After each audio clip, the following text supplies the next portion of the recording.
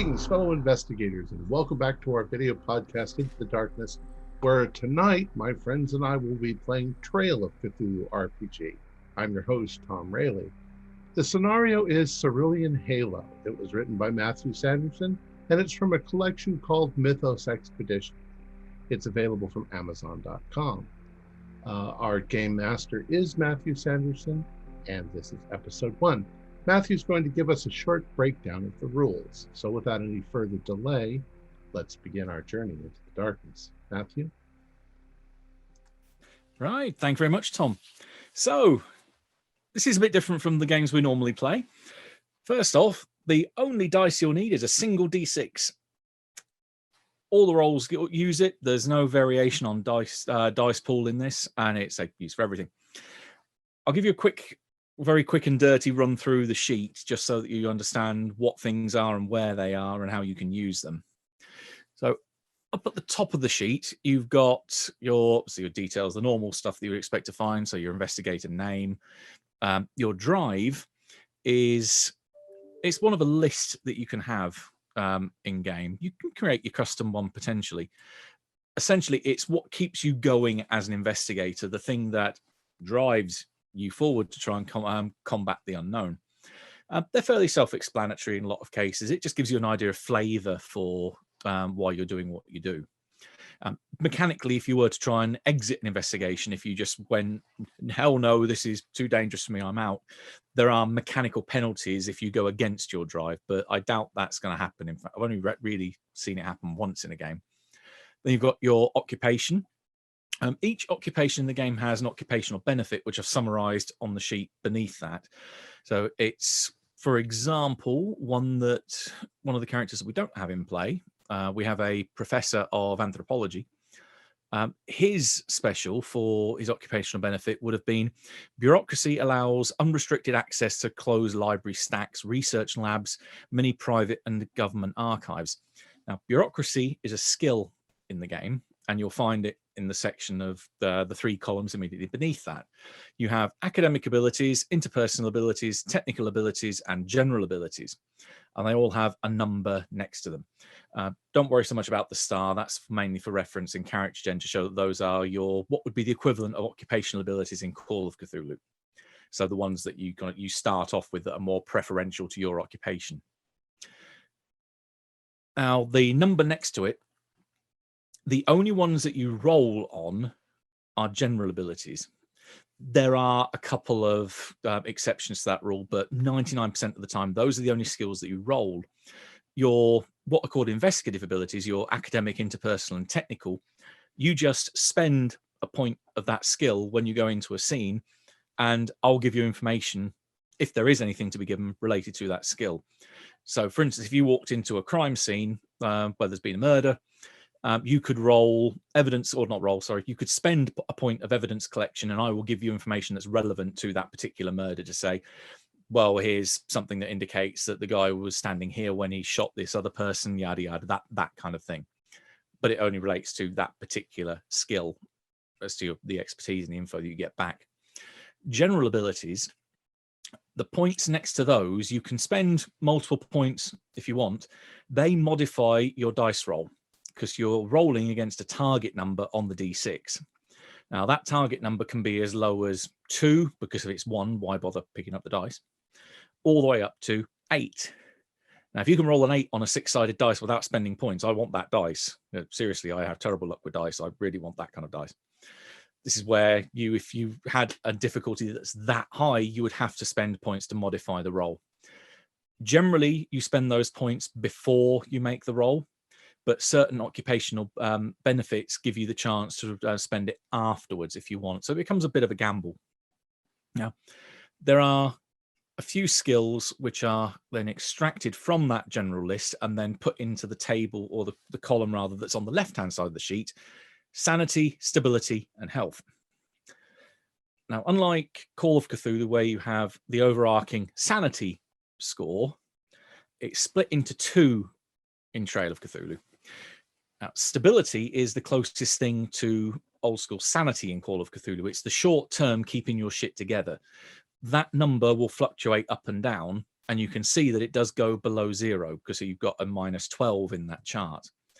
So if it goes to 0, don't need to worry too much. If it goes below 0, start to worry the further down it goes, and there's a reason it caps at -12, because at that point it's good night Vienna. You're gone.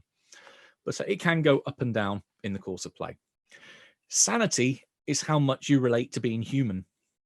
So obviously the higher that is, the more it represents you holding on to human values and so on and so forth. It also kind of represent the balance between the two of how Armitage could have read the Necronomicon several times over and be still employable. So you will have maybe a low sanity, but a fairly high stability, because he's able to keep it together, keep his proverbial together in the short term. Health is, as it says on the tin, again, can go below 0. It just then represents how messed up you are physically. Now, the two ways that health and stability can go up and down in the course of the game, if you have the psychoanalysis skill or you have the first aid skill, those respectively can impact stability and health of, usually it's better when you're doing it on someone else, but you can also impact your own stability and health. For every 1 point of either of those skills that you spend, someone else gets 2 points of that back. So let's say Morgan is trying to psychoanalyze and calm down Josh. Morgan spends 1 point of his psychoanalysis and Josh gains 2 stability back.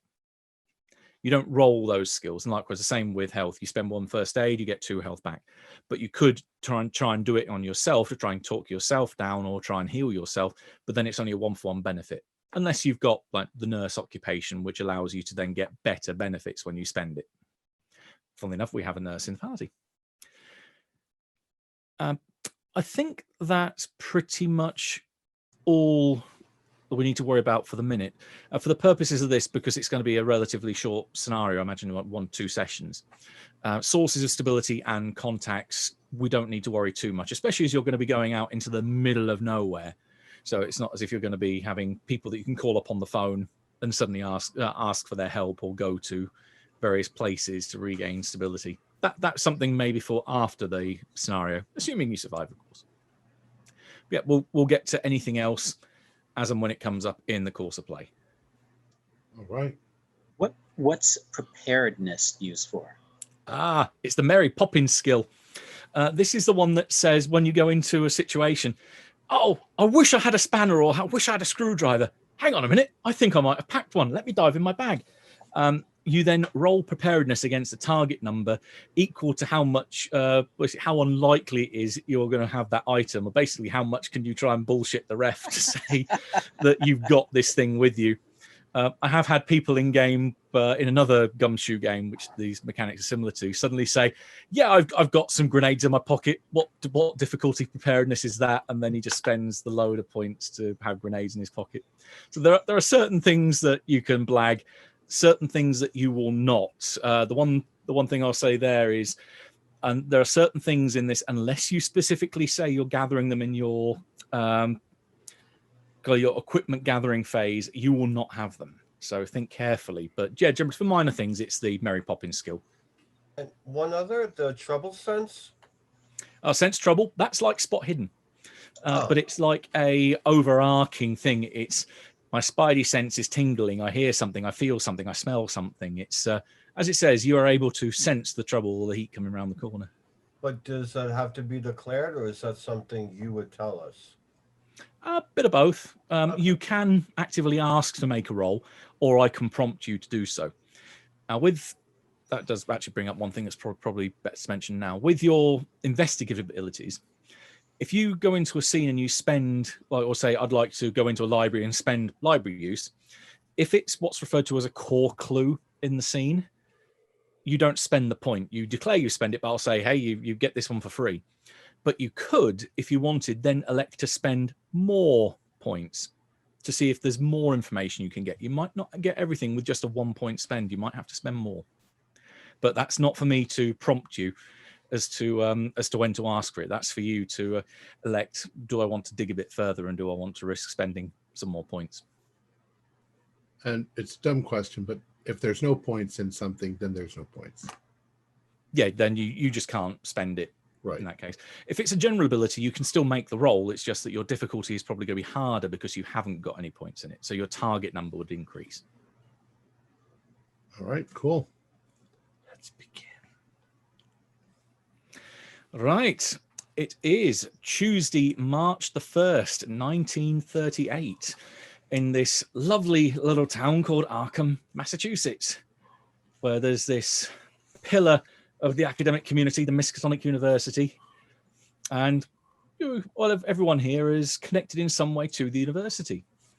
And you've received contact yesterday inviting you to the office of one Dr. Alan Wilfred, professor of zoology, to meet him about a nice healthy time in the morning, 10 o'clock in the morning, so not too early, not too late, for a meeting of not the utmost importance, but definitely of something of interest. So we begin as the five of you are currently sat in the professor's secretary's waiting room, connected to his office. So we'll do a quick round robin if everyone wants to describe what they look like and if they know much about you. Pretty much everyone here knows everyone by sight, and some of you have got some opinions, maybe strong ones depending, about other characters. So this is a time to identify who you are. So go around on my screen the way I see it. So to start with Tom, work around. Well, I'm Dr. Malcolm Wyatt.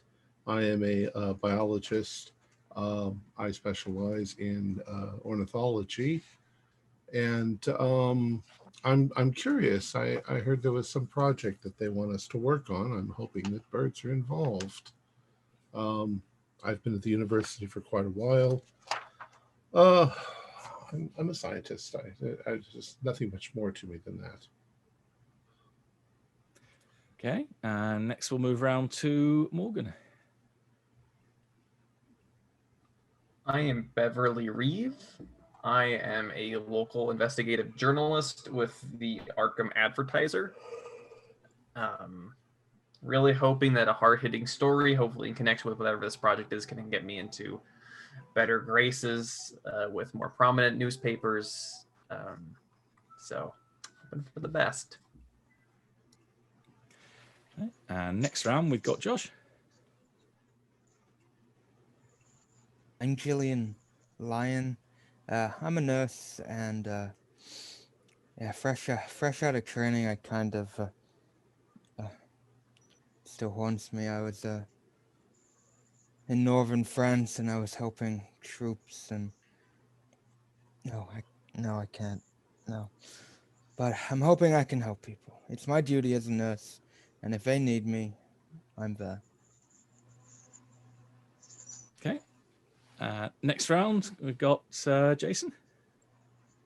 Howdy, I'm Pete Richardson, and I'm a pilot. I work flying groups around the world for Miskatonic University.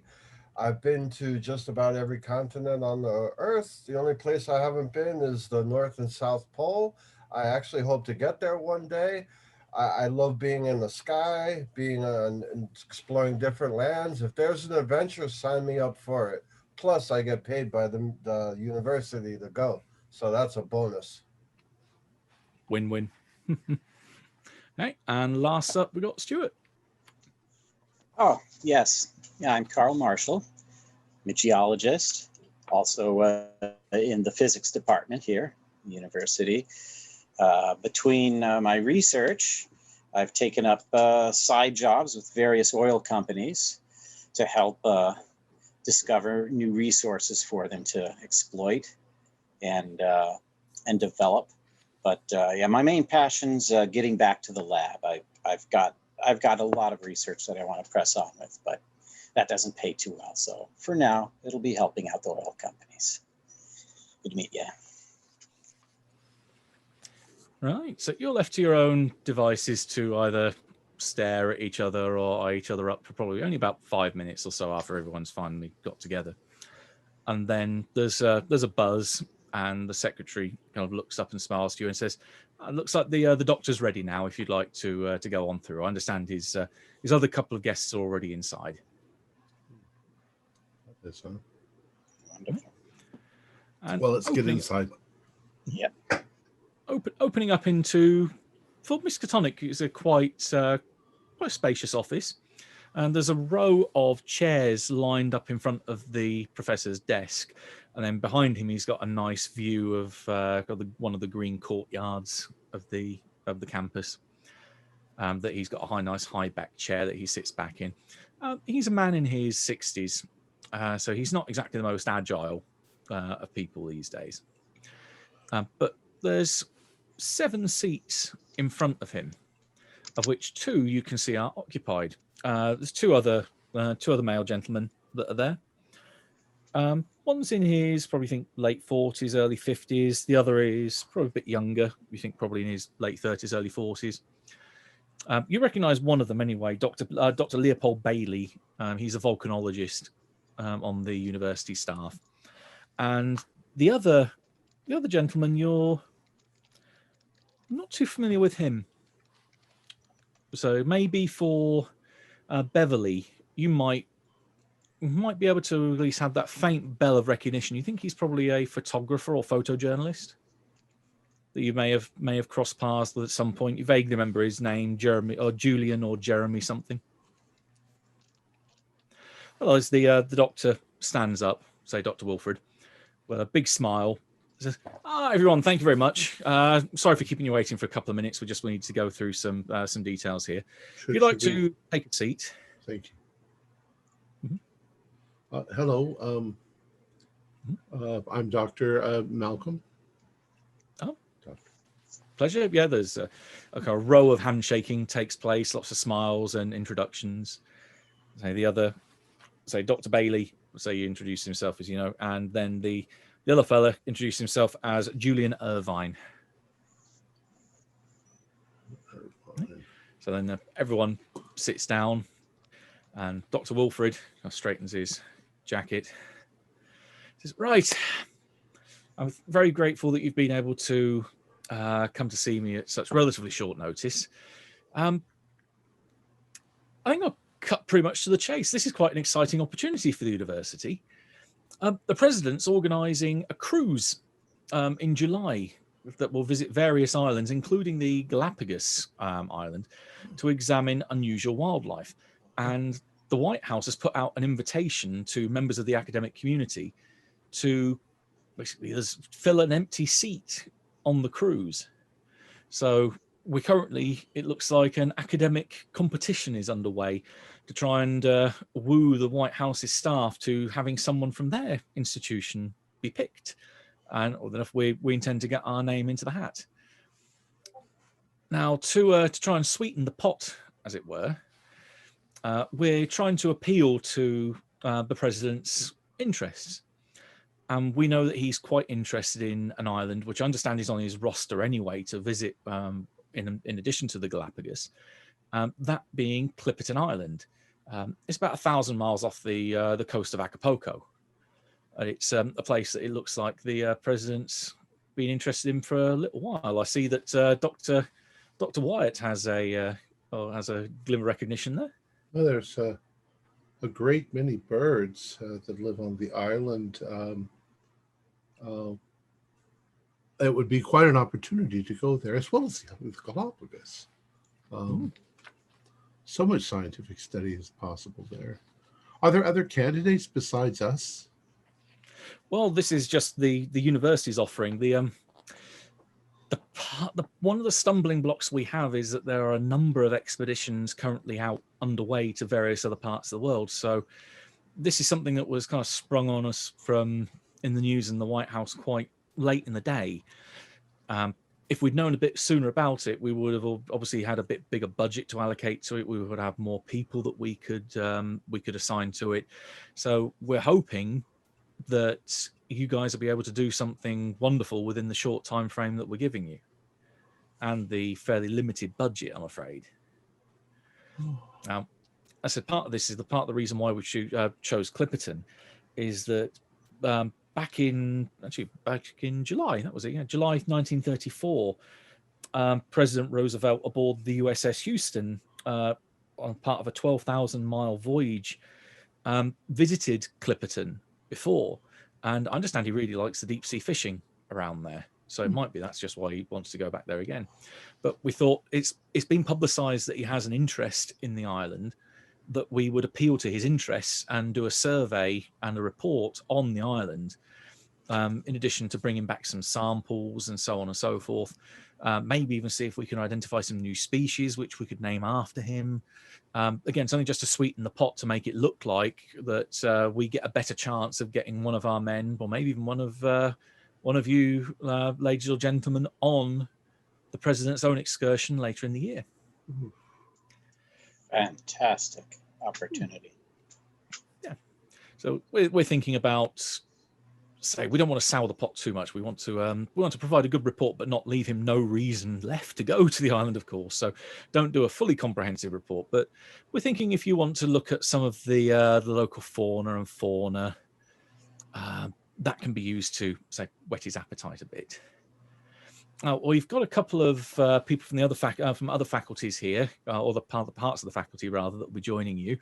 Dr. Bailey is a volcanologist, because we understand that Clipperton Island is a coral atoll, so obviously it has volcanic origins. And Mr. Irvine here has worked with the university before. He'll basically be documenting all of your activities there, so he'll be providing a comprehensive photographic record.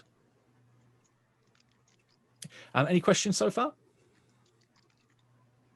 What country has jurisdiction over this island? We believe it's the French now. It's a French not sure whether they call it principality. Basically, it's a French territory. I understand there was some history about it being with Mexico beforehand. I'm not too privy of the exact history of the island. I'd suggest that you definitely hit the library up for some further information on that front. But yes, I understand there was some Mexican claim at some point. Très bien. Mm-hmm. Right now, Are there places for us to stay on the island, or will be camping In the field? Well, I imagine that, well, depending on how the situation is, that you'd be setting up a base camp to then operate from. I think there might be some structures there already, but I think you'll be provided with definitely camping material anyway. I'm no stranger to that. It won't just be the 7 of you going out there. Obviously, to get there, we've employed the services of a 90-foot Baltimore Clipper, a 2-masted schooner called the Amphitrite, which is currently docked in San Diego. It's under the command of one Captain Joseph Emerson. He has a crew of 11, which will be obviously in assistance with yourself. They'll be helping to do things like set up a base camp, obviously get you to and from the island. So quite luxurious for us then. Well, given the amount of equipment that you might want to take, it might be fairly cramped. It all depends on how you want to. Whether you want to maybe sleep on the ship or whether you want to sleep on the land. It's completely up to you. How long will it take us to get there? Right, logistics. So the ship is currently moored in San Diego. The closest point to landfall to the island is Cabo San Lucas, which is at the base of Baja California. From there, it's 800 miles across open ocean till you get to Clipperton. It's 5 to 6 days going down Baja California from San Diego to get to Cabo San Lucas, and then a week on the open ocean from Cabo San Lucas to Clipperton. So it's a fair hike. And the weather this time of year is fairly mild? Well, it's certainly not too bad as it is between June and November. We understand that's the more problematic wind, rain, and so on. But otherwise, fairly, it's as good as it's going to get around now. So will the university be employing my plane, or? Mm-hmm. Yes, there is room on the ship. Admittedly, it will take up most of the hold, but there is other storage facilities on board where we can take apart the plane, or we more recommend Seaplane. So if you want to have that rigged out, because there's nowhere to land on the island, but it will allow you to perform things like aerial surveys and be able to get a good aerial view of the place when you're there. So they'll be able to take the plane apart, store it in the hold, and then take it down, take it back out, and reassemble it when you arrive. I mean, we've done similar transporting planes down to the Antarctic with our Starkweather Moor expedition. Excellent. Yes, we all know how that ends. Yeah, Bailey at that point, you can see he kind of stiffens a little bit. He walks with a cane. One of the pieces of information and gossip that goes around on the campus is that he was actually shortlisted to go on the original expedition, the Miskatonic expedition down to the South Pole. But he got himself involved in a motor accident shortly before they were due to set out, and was basically bedbound in hospital and missed the whole trip. He keeps saying that it was the worst time of his career, but a friend of his, Dr. William Dyer, has been convincing him otherwise for some reason. It was all a tragic, very tragic windstorm. Caught the camp unaware. So, oh yes. Well, Antarctica, Jesus, there's a million things there that can kill you. Most of them are ice and cold. So we're not going where there's any ice or cold, so I think we'll be fine.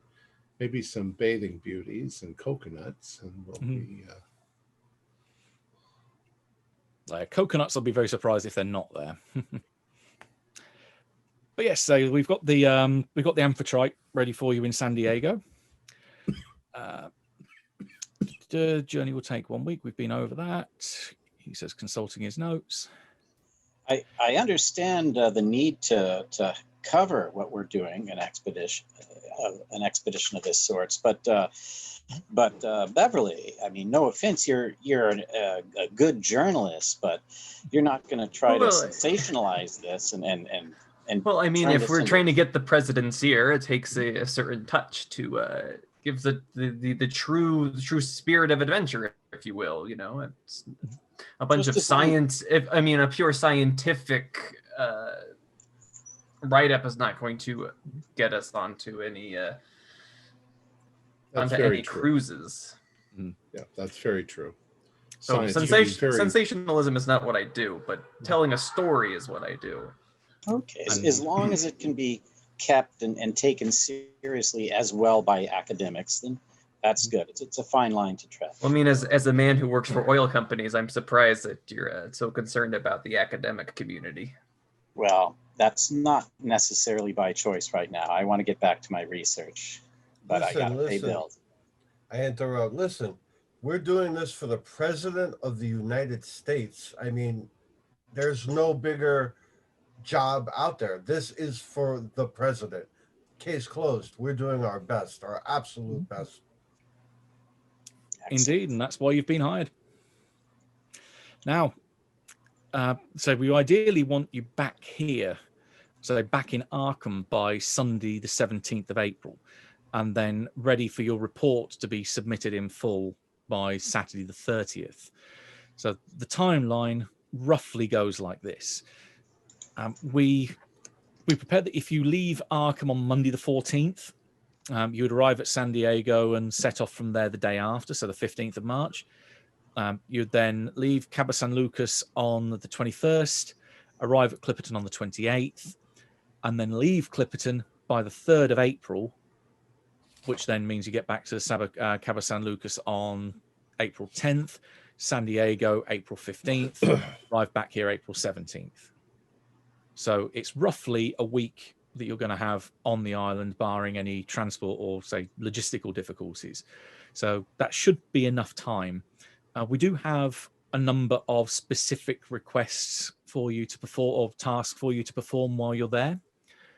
Now, we want you to bring back samples of the local coral, soil, and rocks for analysis so that we can put that into the report in detail.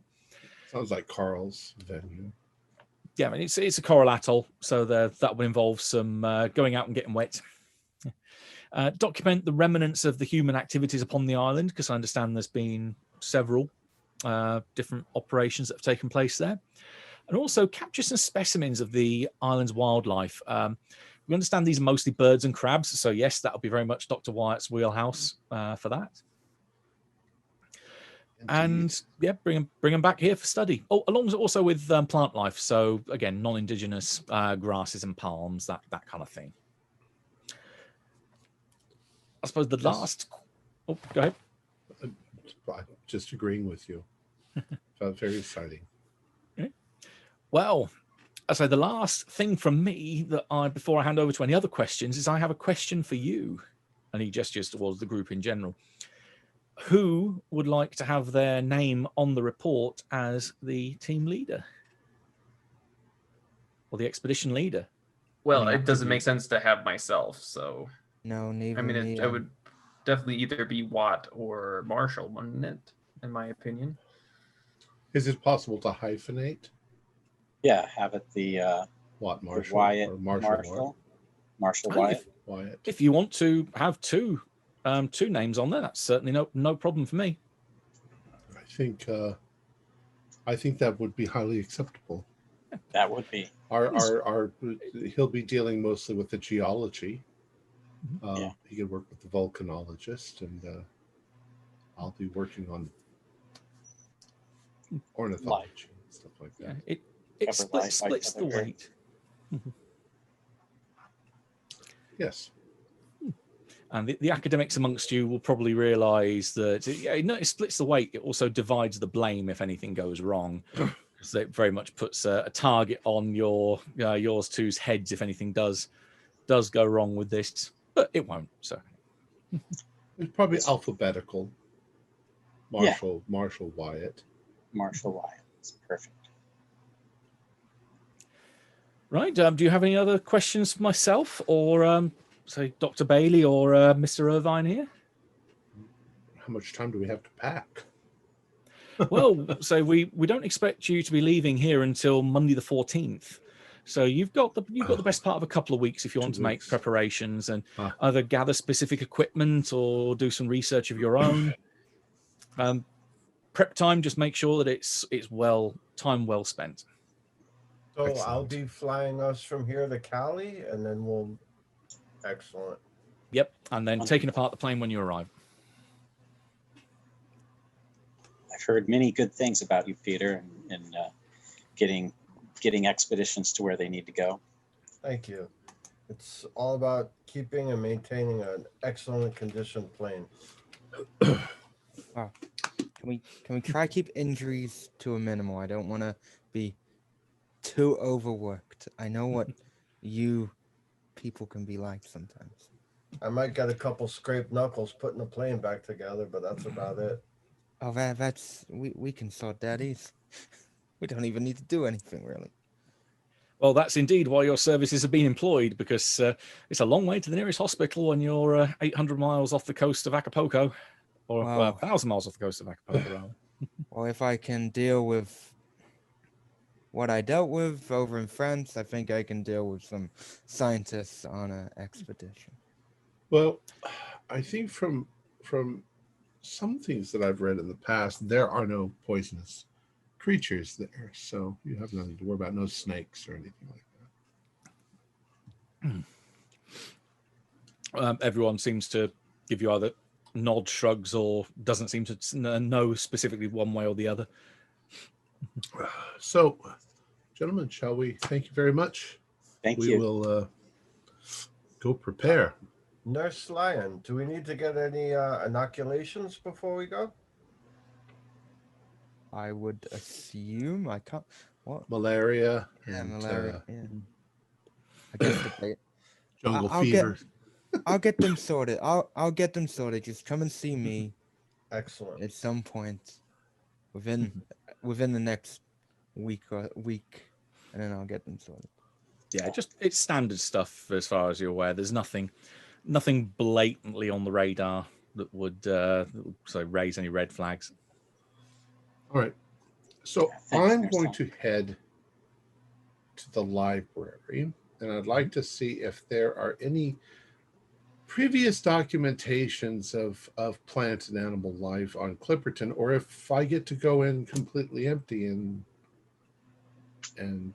make all the discoveries. Or Okay, so you are heading to the library. This counts, as I mentioned previously, as a core clue. You've got a bit of reading to do here because there is quite a bit of information on Clipperton. Excellent. So I'm looking specifically for biological stuff. Mhm. So Okay, we'll start with the environment then. But say there are other bits that you'll be able to find in relation to its history as well. all right, let's see. Concerning the environment, Clipperton Island is a low-lying coral atoll that is largely barren, apart from occasional grass patches and a few collections of coconut palms, about 600 palms in total. Although its longest axis, rim to rim, southeast to northwest, the island is 2.6 miles wide, although its shortest axis, southwest to northeast, is 1.5 miles wide. I said although, I meant along. 85% of the area is comprised of the interior freshwater lagoon, its depth ranging from a few inches to at least 50 fathoms. Wow, that's rather deep. Numerous coral reefs surround the island. Large vessels drop anchor a quarter mile to the southwest or northeast and then send smaller boats to shore. Another coral reef exists inside the lagoon. The lagoon water is drinkable, but not very pleasant. Collected rainwater is usually more palatable. June to November is the stormy season. Whilst the expedition will miss the worst weather, it is notorious for perpetually rough seas. Wildlife consists mainly of migratory birds, 1 million or more at any one time, and crabs, estimated about 5 million. Somebody counted those crabs. And it took a long time with a number like that. That's true science. There's also, as mentioned, bits about the history of the place. Well, let's see, a little bit about the history. Clipperton Island, also known as Isla de la Passion, Passion Island, was named after an English pirate rumored to have used the island as a base and buried treasure there. No evidence has been found to support these rumors. The island came to the international attention in the late 19th century during the rush to mine guano across South America. Guano, formed from the feces of seabirds, was a valuable fertilizer at the time with high nitrogen and phosphorus content. The same high levels of nitrate also later made it an important source of explosives and gunpowder. However, the product mined from Clipperton has historically been only marginally profitable due to its inferior quality as a fertilizer, and relatively high calcium content also made it poor for use in explosives. The Pacific Islands Company of London established another guano mining operation on the island in the early years of the 20th century, which was overseen by the Mexican government. Once again, due to the inferior quality of the product being mined, the operation failed to achieve long-term viability and was abandoned in 1910. The Mexican garrison remained on the island to reinforce its claim on the island, as official ownership was being contested between Mexico and France. The arbitration of Italy, which began in 1909, finally awarded ownership of the island to France in January 1931. So, yep, that took a long time to finally get together.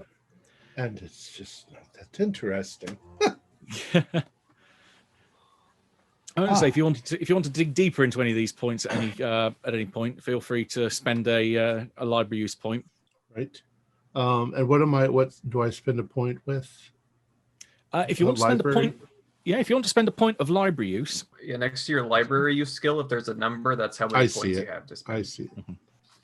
So no, it's that. Okay. Now, a couple of points to think on the history here. The Oceanic Phosphate Company of San Francisco sent 3 men to the island to mine guano in 1897. When they were discovered by the Mexican authorities who claimed the island as their territory, 2 of those men were taken back to the mainland. The third, this is going through a combination of newspaper reports and some articles and write-ups. The third man, one Theodore Gussman, a German immigrant, evaded capture and remained on the island, performing his duty to the company. When he was finally relieved, he claimed the island had almost driven him insane with its assault of monotonous, unchanging days, the deafening cries of the birds, and the roar of the sea.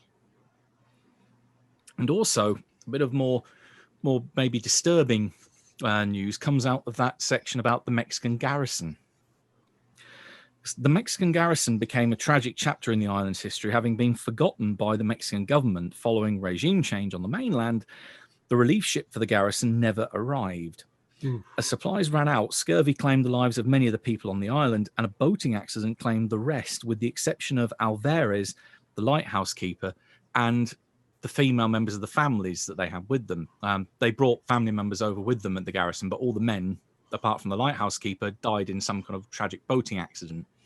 Some of the reports are a bit conflicting, saying whether the head of the garrisons thought that he saw the relief ship coming over the horizon. Everyone jumped into to boats to go and meet them. They got out to the coral reef, capsized, and every man was eaten by sharks, leaving the lighthouse keeper on his own. He subsequently declared himself king of the island and proceeded to rape and murder the women that remained on the island, who did not satisfy his every whim. He was subsequently murdered by one of the women he'd been terrorizing shortly before a rescue ship arrived in 1917. So My God. this place has had quite a blood-soaked history in parts. Well, that is interesting, but not relevant to what I was looking for, but horrifying. Oh. Here we go. There's also more of the geographic the landmarks of the island. Oh, let's see. The key natural locations and landmarks. Clipperton Rock, made of fused trachyte.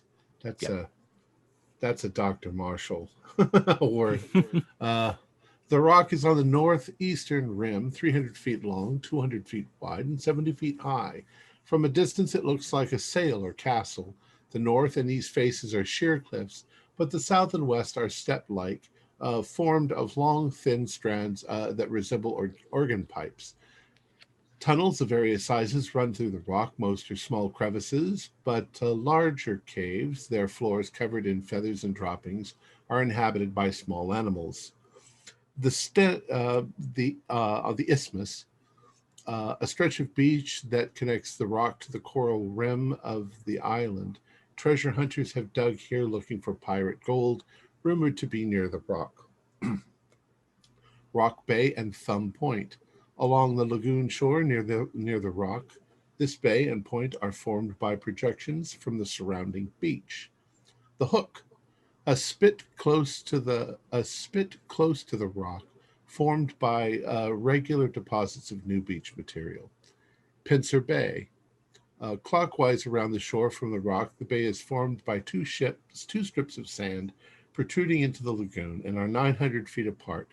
Various inlets, the number of which being determined by the water level at the time, run between them. The largest inlet, a remnant of the reef, is about 300 square feet in size. Egg Islands, the only parts of the interior reef above the lagoon waterline, range from 20 to 800 square feet and are found 100 feet off the lagoon's northwestern shore. Green Point, a discolored patch of sand midway along the northern shore that borders a one-time entrance to the lagoon. The island shore was formed from two crescent coral reefs that join to form the enclosure around the lagoon.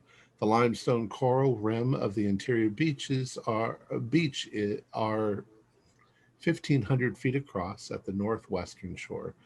The narrowest point is at Green Point, being 130 feet across. Okay, so last part will be areas of previous human habitation. Areas of previous human habitation. The oceanic phosphate mining operations of 1897 established 5 huts on a spit of lagoon shoreline on the northeastern rim. 3 of these stored mining equipment, and 2 were sleeping quarters. Each was 16 feet square and 18 inches above the sand due to the crabs. 3 of these were later dismantled and reassembled on the southwestern shore to become part of the Pacific Islands Company camp.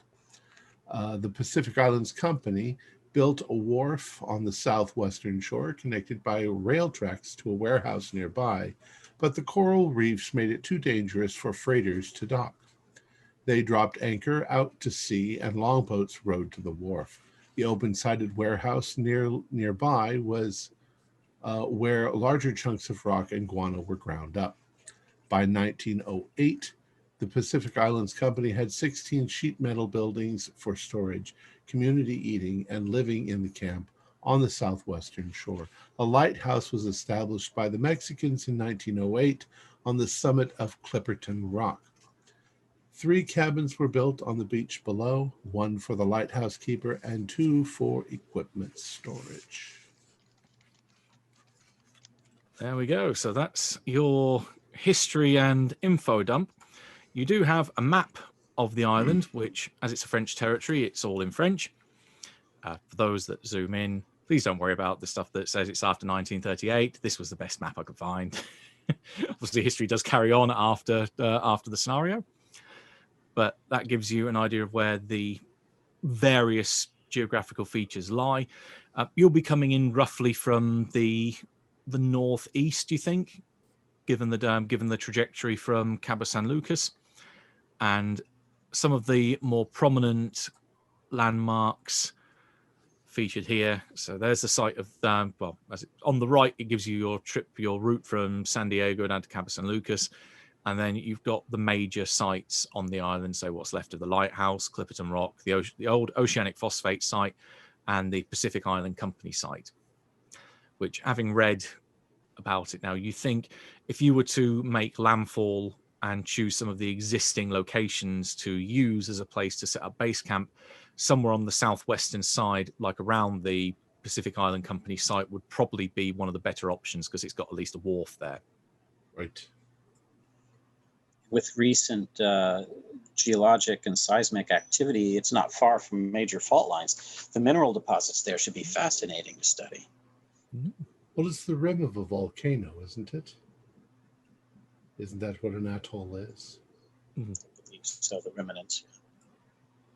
Yeah, actually, there's one thing that Mr. Marshall's brought up there. I'll throw in as a freebie then. Parts of what makes that area also interesting on a geological front is that this volcano has probably moved several thousand miles over the millennia. That the seabed is almost just a rolling conveyor belt as it heads towards the western coastline of the US, then falling under the San Andreas Fault there. But yeah, this mountain, or what was once originally a mountain or volcano, is not always been in that location. Millennia or eons ago, it would have been much, much further to the west. Just think of all of the oil rigs we could plunge right through the middle of this place. It would be, oh, I'm sorry. I assume you're looking over my shoulder or we're discussing it. What I found. You've got a couple of weeks, so it may be that you either run into each other in the library or conduct your own separate research. But I like the idea of him just creeping up and reading over your shoulder. How likely is it, Dr. Marshall, that there's going to be any oil deposits on an ancient volcano? Oh, no, I wouldn't want it to be developed in that manner. Well, don't you think that don't you need something like large swamps or something from prehistoric times to? Oh, that's definitely one source. Very true. It'll be very interesting to see. Oh, I'm just interested. You might find some fossil records. I don't know. Precisely. Do we have a paleontologist coming along? I don't think so. No, the only other academic you've got is the volcanologist. And the only other person besides him that's on the university staff is the photographer. Yeah. I'm just hoping that we find something interesting. So in the weeks leading up, talking to some of the sailors and people that kind of come up and down the river here at Arkham, I want to hear if anything of this particular region of the Pacific rumors of certain fishy characters, Okay. that I may or may not have Mhm. seen before. Okay. You can give me your choice here. There's a few ways you can get this. The best way would be oral history. I if do you've have got it. oral history, so I'll spend 2 points of oral history to track this down. Okay. You only need to spend the one, so don't worry about Just the don't one, worry about okay. the second. Right, because this is a core clue. Hey. So you only need to spend the one rather than spending your 2. You get the baseline, and then 1 will give you something extra. So the first thing is there are rumors that come out of this place every so often. A few of the people that you meet having coming up the Miskatonic River, they claim they've been down that way. Mainly, they haven't gone to Clipperton itself, but they've gone around that area around Cabo San Lucas, because that is a fishing village, or fishing port rather. So they've spent time around there. They've listened to the superstitions of the locals, and some of the bits that got reported in the news following various incidents there. And the big one that comes back is saying that they believe the island is haunted by the men from the garrison who died there from either scurvy or the boating accident, eaten by sharks, and the woman the mad lighthouse keeper shot. They say that none of their souls are able to leave the ungodly island, and that they stalk its shores throughout the night, so that no one there should spend time in the dark on the island. They say if you're going to go there, by all means, fish during the day, but get the hell out of there at night before the ghosts start to walk. Your 1 extra point digs into one of maybe the older fishermen that says that he was around Cabo San Lucas at the time that Gusman passed through there after having been brought back or rescued from the island with the relief ship.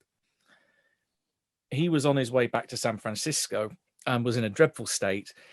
He was reportedly heard to say that the island itself had tried to drive him insane, that it showed him terrible things in his dreams, and that he often woke screaming in the middle of the night. Again, there's a connection there that whatever seems to happen after dark, but also it's maybe not ghosts that are wandering around there, but something that creeps and just worms its way into your dreams. Well, this is very interesting, and on the chance that it is maybe what I hope it is, I will bring along my own personal photography equipment. Mm-hmm. Yep, no problem there, and plenty of film. If there's a chance, this time I'll have proof. During this time here, I'd like to look into, actually, maybe I could get the help of Beverly. This might be up her alley to assist. There was mention of other groups that went out in expeditions that were sort of in competition with this. Is there any reports back from any of them? Any information that can be dug up there, maybe in the papers? Looking into our competition for the cruise. Yeah, just wondering if who else if anybody else is doing like preliminary and. Mm-hmm. Yeah. Okay. But maybe something. I'll hit up my contacts and say, our local friendly Harvard. Okay. And the other universities, see if they're interested in this. I'm sure they are, but see what their efforts. Okay, now that's part of your occupational benefit then, that fellow journalists may confide off the record rumors to you. So if you want to spend a point of reassurance, then they can certainly get you some info there. And if Dr. Marshall wants to back that up and corroborate certain information, you can spend a point of credit rating if you wish. I would be very happy to, just to find out, maybe we can glean a little information of what you might be up against, or not so much against, just benefit. Mm-hmm. Credit rating.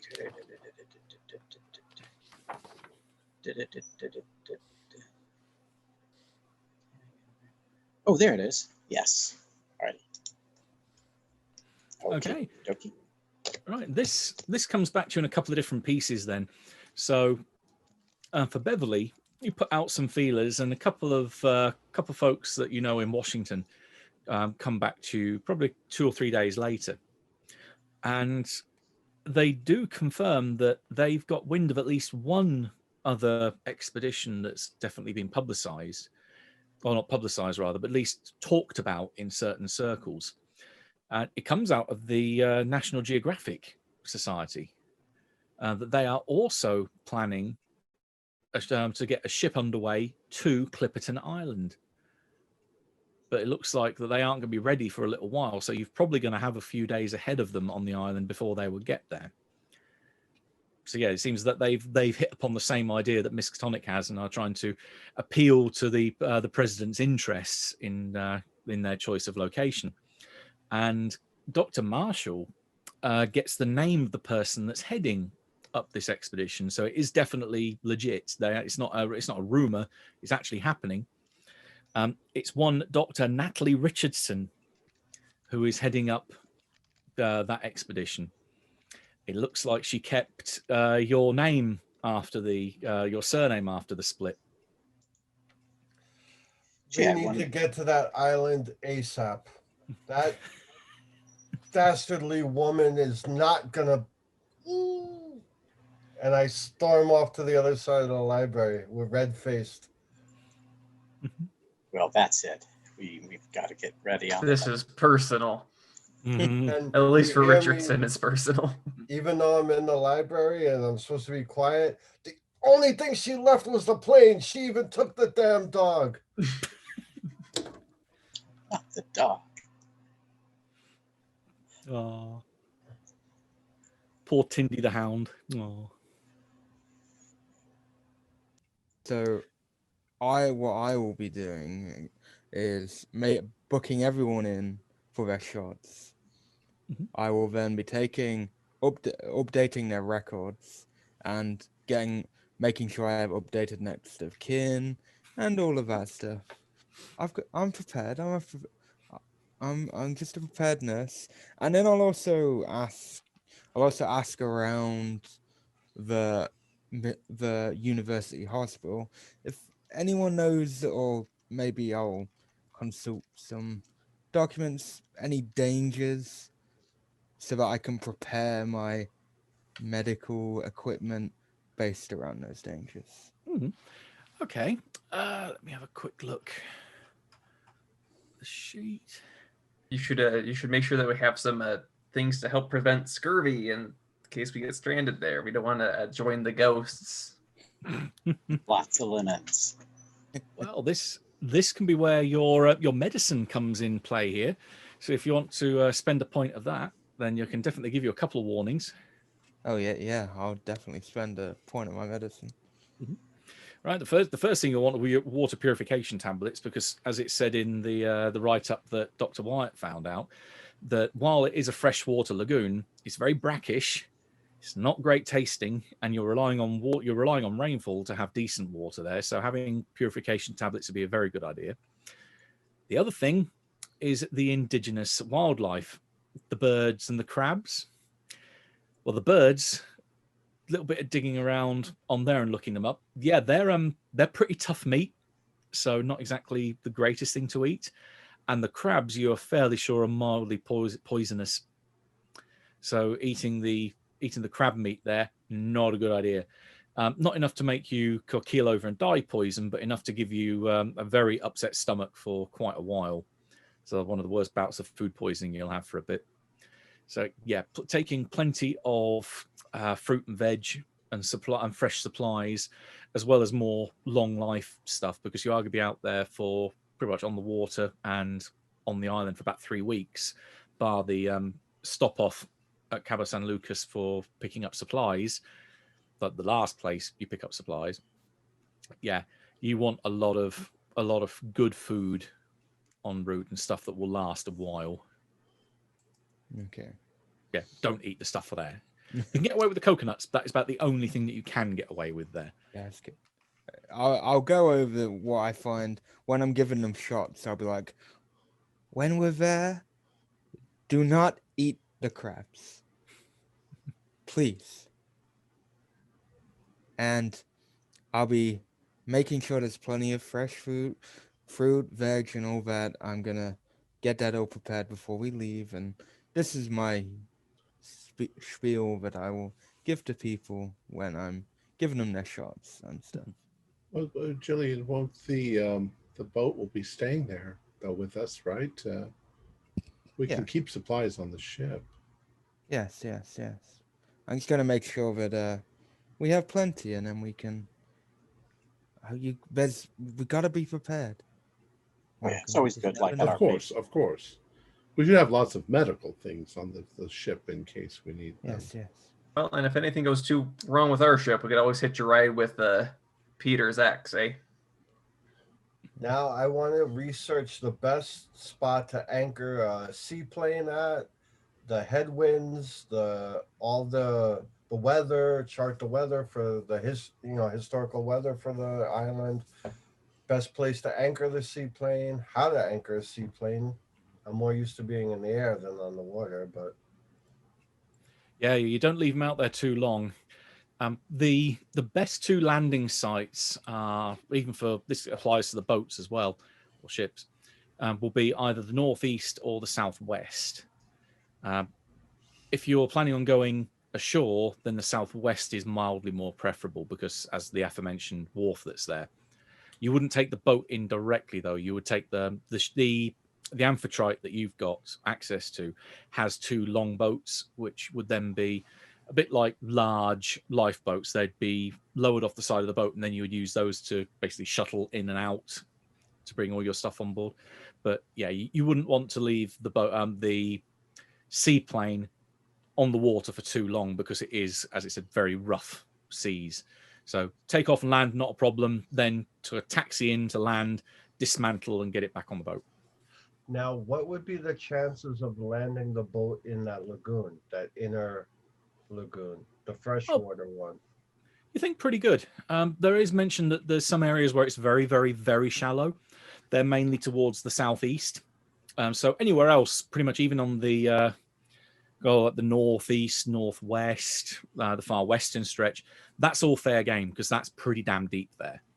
Because if we landed, my thoughts for the group are, if we landed in there, we could have better access and a place that we could stay on the plane. Yeah, Well, the plane's fairly small, though, isn't it? Well, it's a two-prop plane.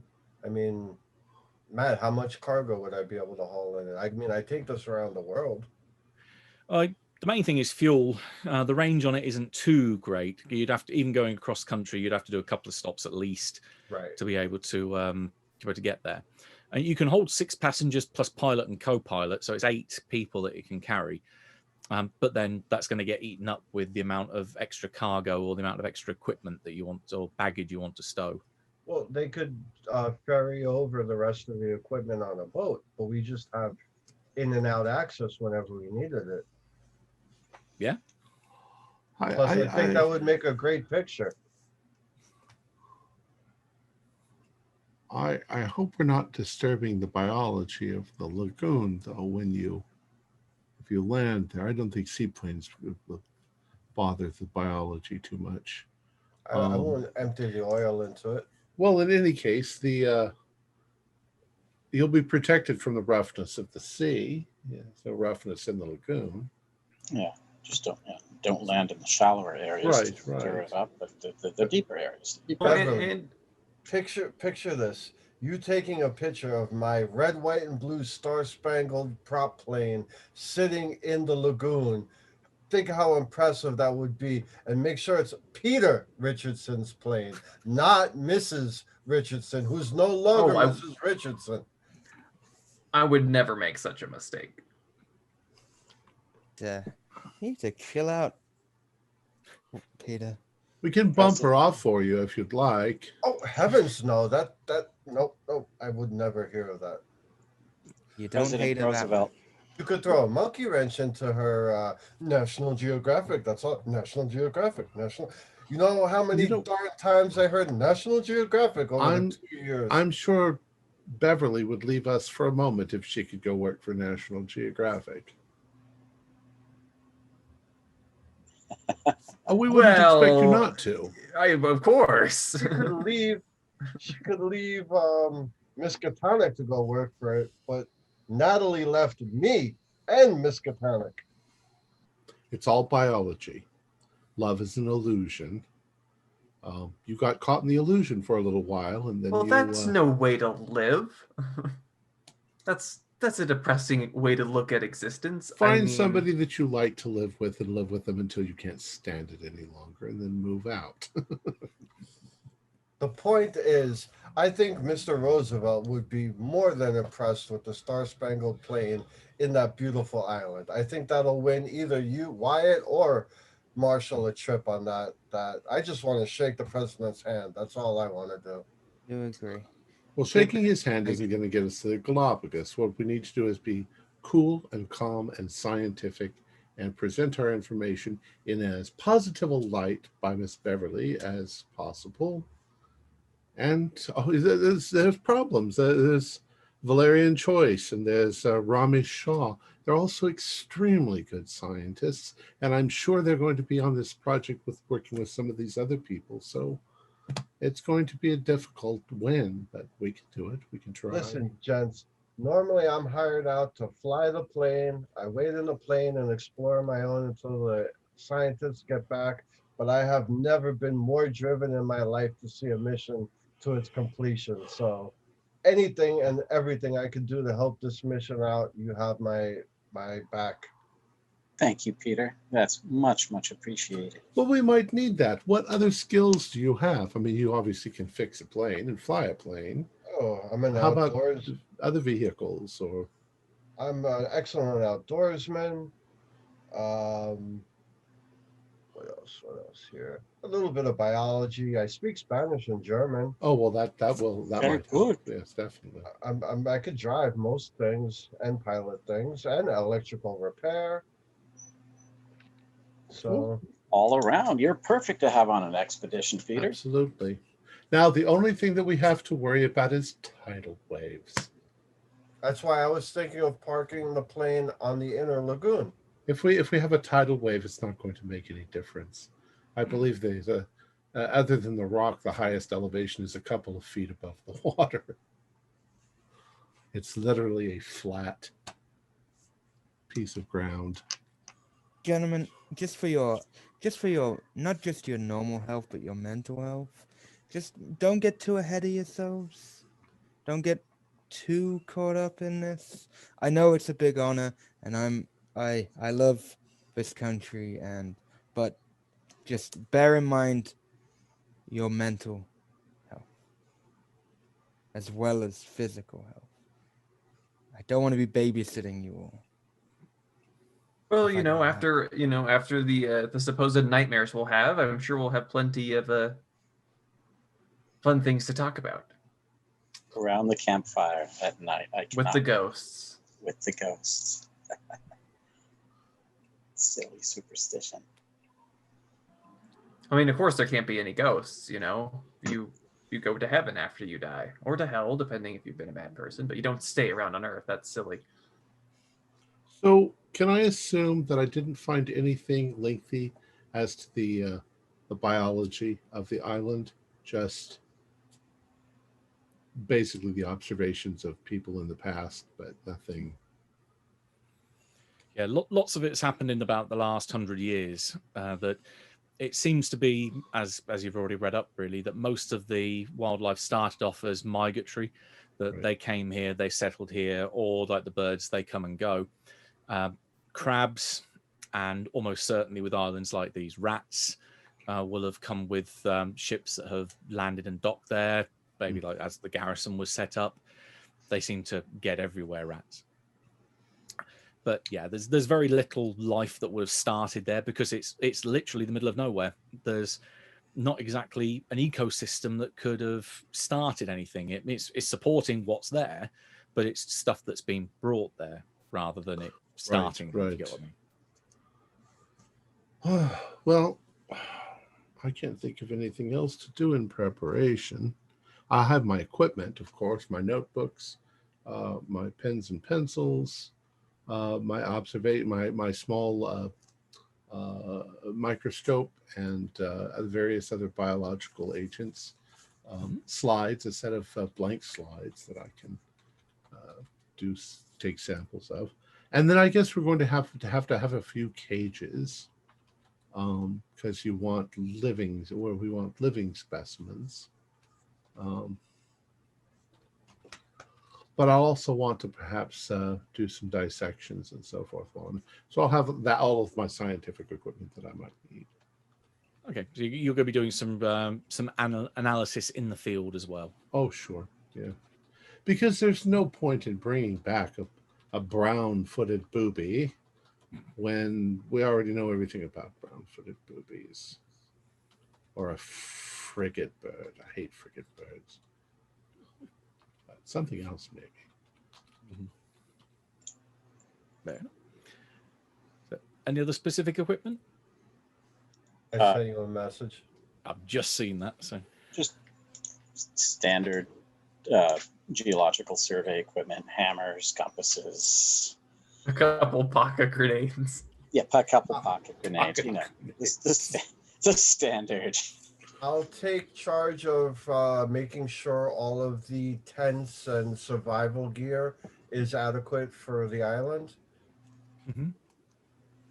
Yeah, that's no problem. You want something that's going to be very kind of heavy, thick canvas, and plenty of stuff to make fire with. Because that comment about having a chat around the campfire, having an all-night campfire is a good idea. Yeah.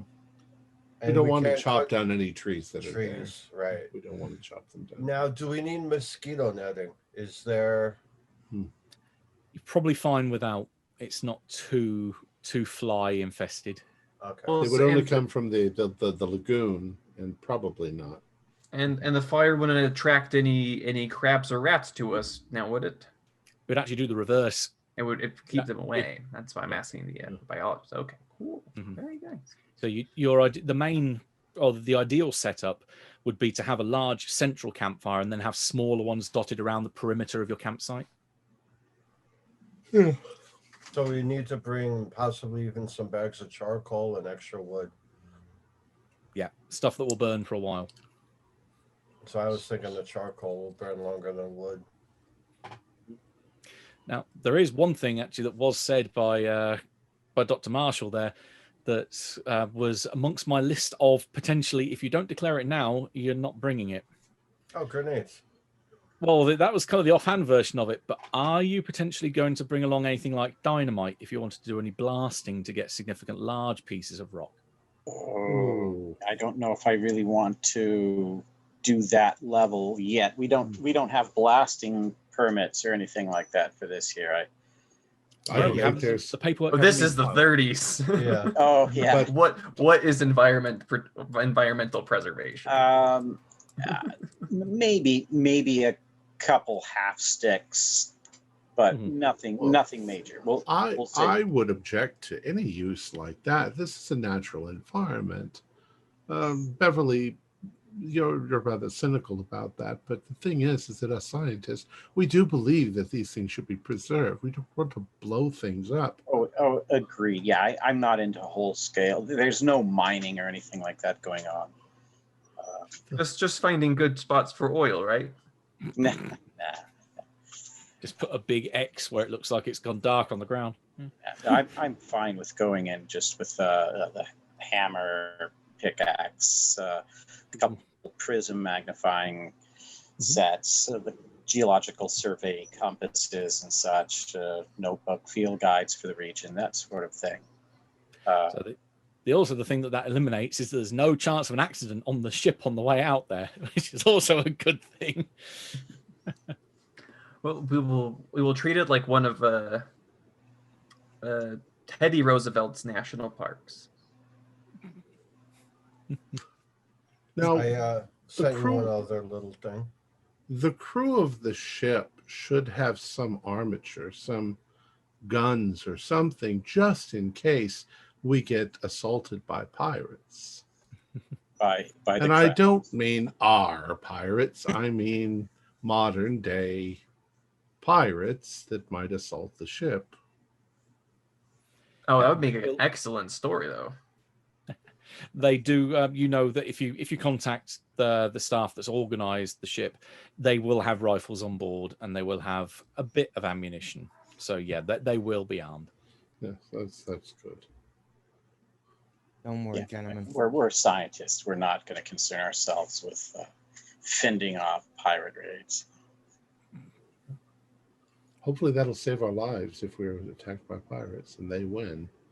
Well, maybe Miss Lion and myself will meet some dashing young pirate captains. Considering how many women have been raped on this island, I wouldn't buy that. Yeah, maybe not so. If there are pirates, try not to get shot at. I'm only one person. I can't deal with everyone with bullet wounds. Jillian, the war was 20 years ago. You need to pull yourself together. Yeah, you could just see it, but it still affects her. Like, that was the war to end all wars. We're fine now. Yes. Definitely nothing's happening in Europe. No that we need to wars be in the concerned about future. in 1938. she's always on edge. She just can't forget it. She saw a lot of things. So, but I've got all the medical stuff sorted and food and all that. It's gonna be on the ship waiting for us. I hope, as long as it doesn't get lost on the way. Nah, so you got plenty of medical supplies, so that won't be a problem. Now, Dr. White, are you seriously concerned about pirates? No, I'm only, we're in this is South Pacific. You could have raiders from islands that take advantage of ships and for supplies. They'd want our food, they'd want our money, and maybe they'd want our ship. It's a pirate's just a generic term, a privateer, a criminal. Hopefully they won't want, if they do come, they won't want either me or you, Beverly, because, yeah. Well, hopefully they won't want me. Well, if they would, actually, you might well hope they do want you. If they don't want us, they might just shoot us and throw us overboard. Well, I'd probably kill you gentlemen off of that.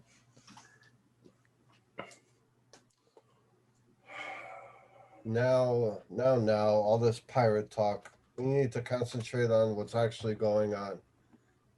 You can hop on the airplane and fly away if there's pirates. Yes, I believe the most malicious entity that will be around us during our time will be Natalie, right? Is that right, Peter? 100% correct. Well, some other rat. I think she's hanging out with too many of those communists. Have you ever been a member of the National Geographic Society? Peter, don't worry. If she tries to get clever, I'll just slap her a little bit. I'll just slap her around the face. Heavens, no, that's barbaric behavior. She's just... That's something communists would do. You still... But thank you for the thought. Hey, it's better for...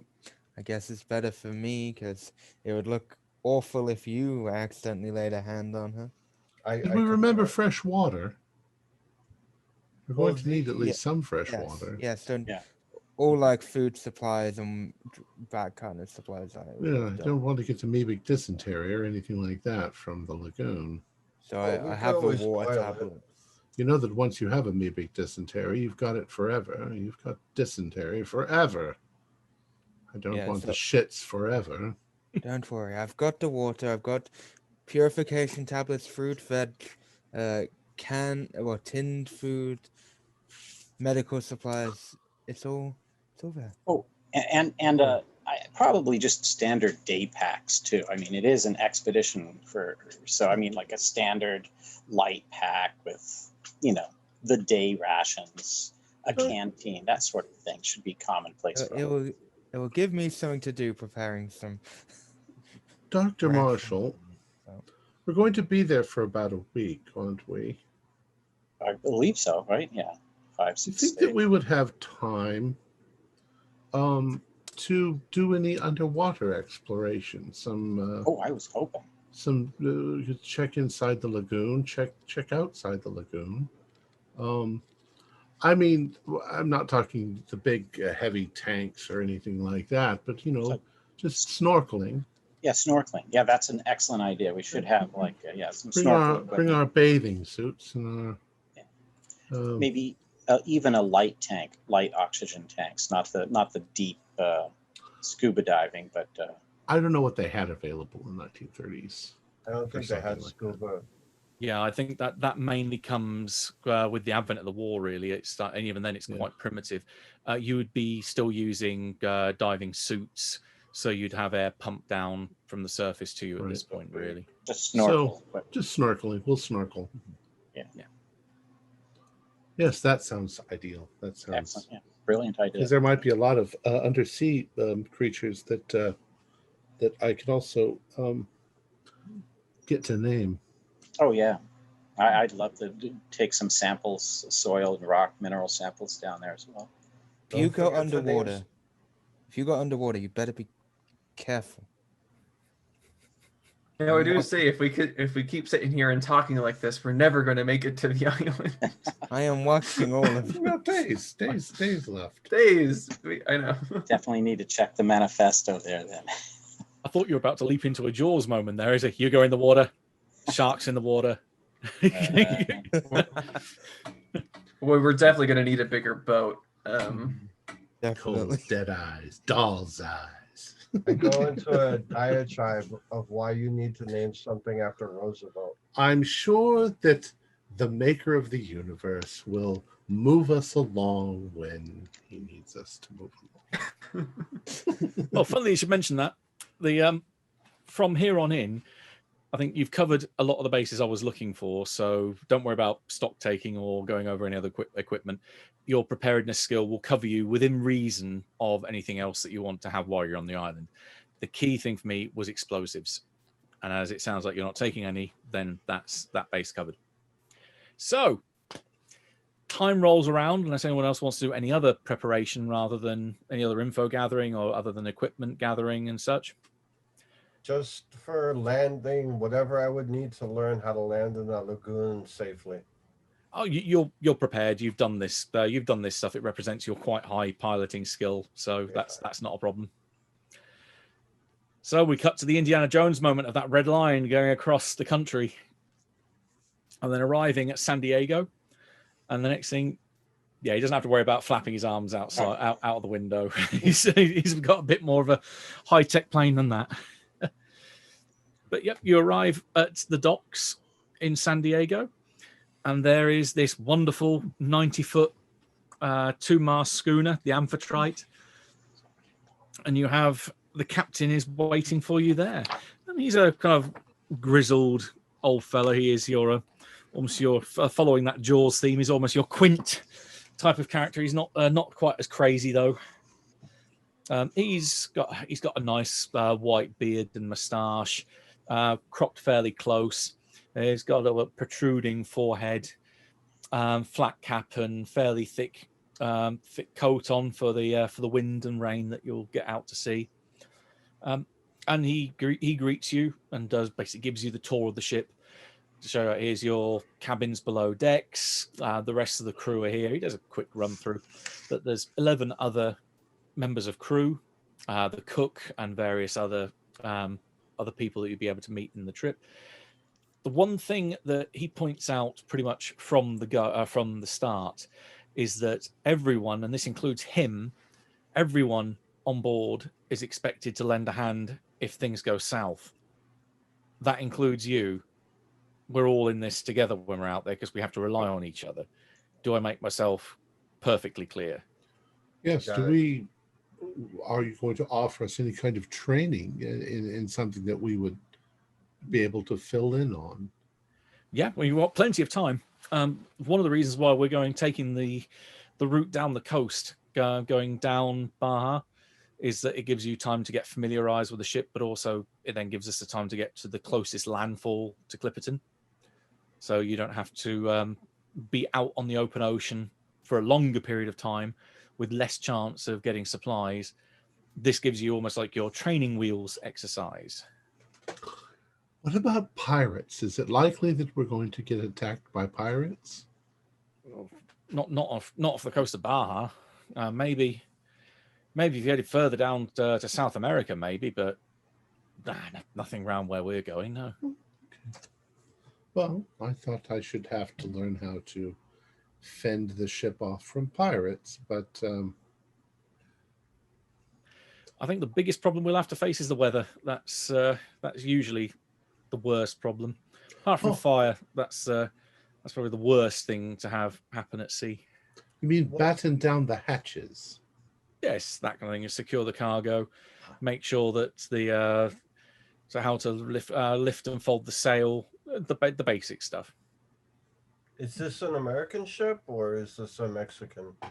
Oh no, this is definitely full 100% blooded American. I should be very eager to learn how to batten down the hatches. Mm-hmm. There aren't that many of them, but we can certainly show you how to batten them down. The key thing is speed. Yeah. Otherwise, the other two members of your expedition, say Bailey and Irvine, are also shown to their cabins. They're fairly talkative. It's not like they're apart from you guys.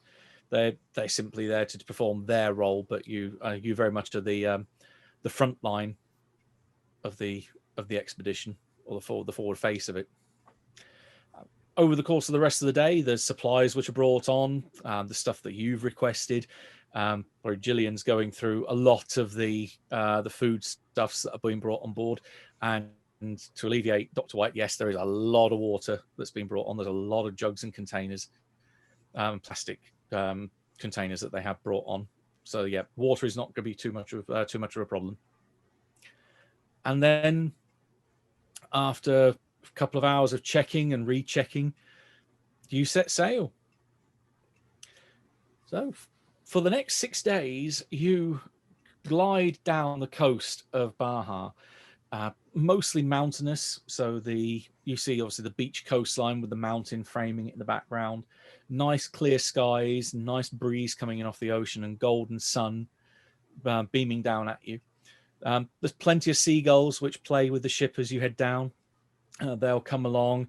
They'll either sit on the railings, or they'll go up to not the crow's nest, but the bars of the sails, alongside the mast. And even on one day, a couple of days in, there's a playful pack of dolphins that start diving along and kind of keep up at the front of the ship. Hey, Dr. Watt, those is your pirates. They're going to rob us.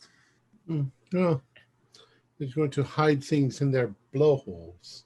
You know, that infamous pod of dolphins that are known up and down the Baja California coast of robbing swimmers of their goods. Yeah. Yep. But they play with you for a few hours and then are gone, and then it's just heading down this almost never-ending coastline that's really is a quite beautiful place down here. It's nice, calm weather. The seas are almost not flat, but it's a nice, gentle waves crashing up against the sea, the shore. And making fairly good time towards the end of the 6th day, you arrive at Cabo San Lucas. It's a fishing village, or not village. It's a town. Not quite a city, but definitely a large town that's built up the slopes of a cove. So there's plenty of other ships which are coming in and out of here. Nothing particularly big. You're one of the biggest ships that comes into dock here, but plenty of other fishing boats that come to and fro. Plenty of other tourist ships that come in, like yachts that will be sailing around. Otherwise, you've got the settlement congregates around the docks, and then it's almost step-like that it goes up the sides of the cove on the mainland. The captain declares that we've made pretty good time. If you want to, first of all, he detaches like you, and you from the the other members of the crew to go off to go get to refresh supplies like water and other fresh goods, and says, "Well, everyone's got shore leave until this evening. Everyone returns here and sleeps on the boat. We set sail first thing tomorrow morning after we've done all the last minute checks." Excellent. Using my skill with Spanish, I would like to ask the fine folks around here about any strange aquatic sightings, rumors, and the like. Yeah, a lot of them build up on what you've already got from the seamen that have been a lot further afield that you've met back in Arkham. They elaborate a bit more on things like, we've seen the ghosts line up on the shore by where the old garrison was, or the women that scream from where the lighthouse was, where it once stood. The lighthouse isn't there anymore. There's just a concrete mount where the foundations used to be, and the French flag that flies from it. But you can hear the screams of the women as you go around the base of Clipperton Rock. And yeah, do you want to spend a point of Spanish, or do you want to? Yes, I would love to spend a point of Spanish. Yeah, one of the people you speak to says that he actually has set foot on Clipperton Island, and he remembers it was after the Gusman incident, and he remembers finding a cabin where he was staying, one of the few buildings that still remains there, and that it was just covered in crosses and Bible script, and that apparently he had gone really off the deep end crazy, as if he tried to lock himself into the hut and almost ward it with crosses and the power of the Lord to keep the forces of evil at bay that were outside, literally knocking and scratching at his door every day and night. Oh, interesting. Wouldn't help him against pirates, though. But that's No, no. They even actually on that note, they say no, not even pirates go anywhere near the place. It's too hard to dock. There's so little traffic that goes out there. It's a stupid place for any of them to go. So do we have time in Cabo San Lucas before we leave? Oh, you've got pretty much the whole afternoon, evening, and then when you come back, you're supposed to sleep on the ship, and then you'll get sailing the next morning. I've heard there's a rather common species that I'd really like to see. It's called a pina colada, and it sounds delicious. I'll help you find one. Let's Doctor. find the elusive pina colada. As soon as we make dock and the captain relieves us, I wanna. It's like a dock area, right? Oh yeah. I want to find out the harbor master. Who's the number one guy, like top dog there? Yeah, and you see can, if I you can could. find a guy. I'm going to pull him to the side very nicely, show him a picture of Natalie, which I still have in my wallet, and tell him she'll be coming in a couple days. What will it take to delay her ship a day or two? How much money? And if you do that, whatever he's asking for, when I come back to resupply and she was delayed, I will match that same amount back to you again. Okay. Yeah, he's. Bear in mind, it's that's what I'm looking for. The exchange rate south of the border. Right. So I figured I'd make out a lot better. Yeah. Yeah. He's happy for. If you want to delay her, he'll say customs inspection, fire, blah blah. Let's say a donation of 10 of your American dollars to the harbor crew retirement fund, and we will you'll have yourself a deal there, and I'll delay her as long as I possibly can. And if it's done even better, it's nothing bad to happen, just very good delays. When I come back to resupply, I'll give you another $5 and a barrel of beer for all your men. Mm-hmm. Yeah, but he thinks this sounds like a good deal. If you want to cross off a point of credit rating, you got it.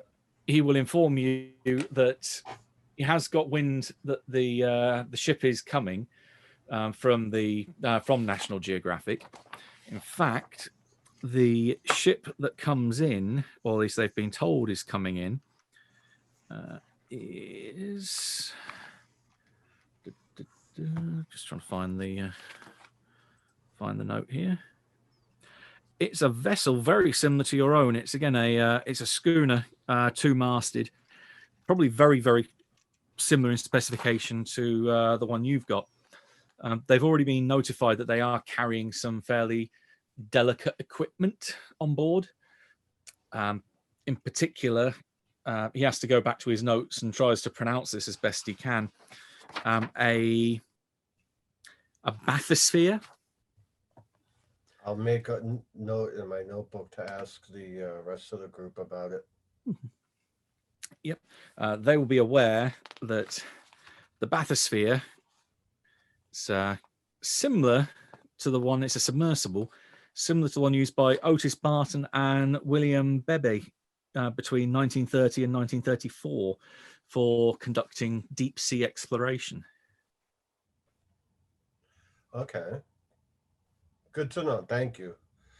Now, where would they be supplying from? There's so many places in town that they could get stuff from. All right. Well, thank you very kindly. And yeah, I'll make sure that we'll hold them up for at least a day. Excellent. Muchas gracias, senor. Now I go try and find the other gentleman. Yeah, they're currently drinking this very frothy kind of pineapple and coconut drink. There's this row of empty frothed glasses in front of them. They have most certainly found the lesser spotted pina colada. Oh. I order another round for everybody.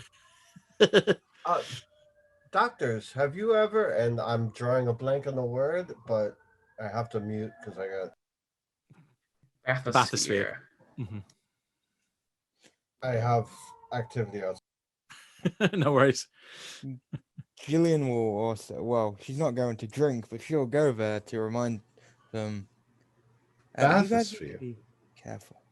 Gillian, sit down and have a pina colada. They're delicious. No, I am fine. I want to keep a clear head.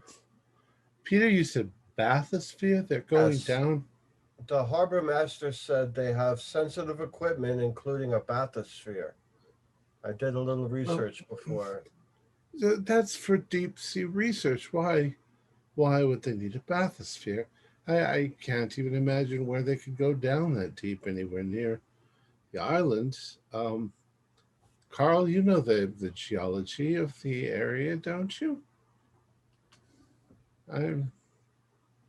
Well, National Geographic has big money, so they must know something we don't. But yes, I mean, if you're going down 400 or 500 feet, but it's what, 50 fathoms? Fathoms in the lagoon. It's quite deep. Well, they probably are aware of that. And how much is a fathom? I don't know these sorts of things. This is surprisingly delicious. I told you. You please don't drink too much, please. It's just alcohol. The interior of the coral atoll, yes, that's the maximum depth that goes to is 50 fathoms. Remember, this is a volcano, a mountain, the top of which blown off, and it's very steep going down. Those sons of bitches. A fathom is 2 yards, so it's 300 feet. So they're planning on going down in the lagoon. That's like a football field. Better that I landed there, or will be. It's fairly large lagoon, so they could be going. If you're over here and they're over here, they can go down to the bottom and 50 fathoms. I wonder how they know that it's 50 fathoms deep. A rope and a weight. Where's Beverly? No, she's missing the pina coladas. Please, just don't drink too much more. Jesus Christ, Jillian, shut up. Dr. Wait, would you like a Chesterfield? Oh, yeah. You guys. Yeah. They're doctor Gillian recommended. They're won't good. count. They fortify your lungs. Very tasty, but you are right, Jillian. Don't want to she- drink too much. Want to stay She's already gone. She's not in she They, can't they get. do wonders for your cough. Yeah. Chesterfield. No, I'm more of a Lucky Strikes gal. Sorry, I'm Oh. late to the party. You like it strong, huh? Oh, you Yeah, finally really. got here. Have them pina colada. They're delicious. So Beverly, I have it on good word that National Geographic boat is gonna get delayed at least a day. So we. Oh, really? Yes. They're gonna have a bathysphere. That's an interesting bit of news. published pictures before they do. We should um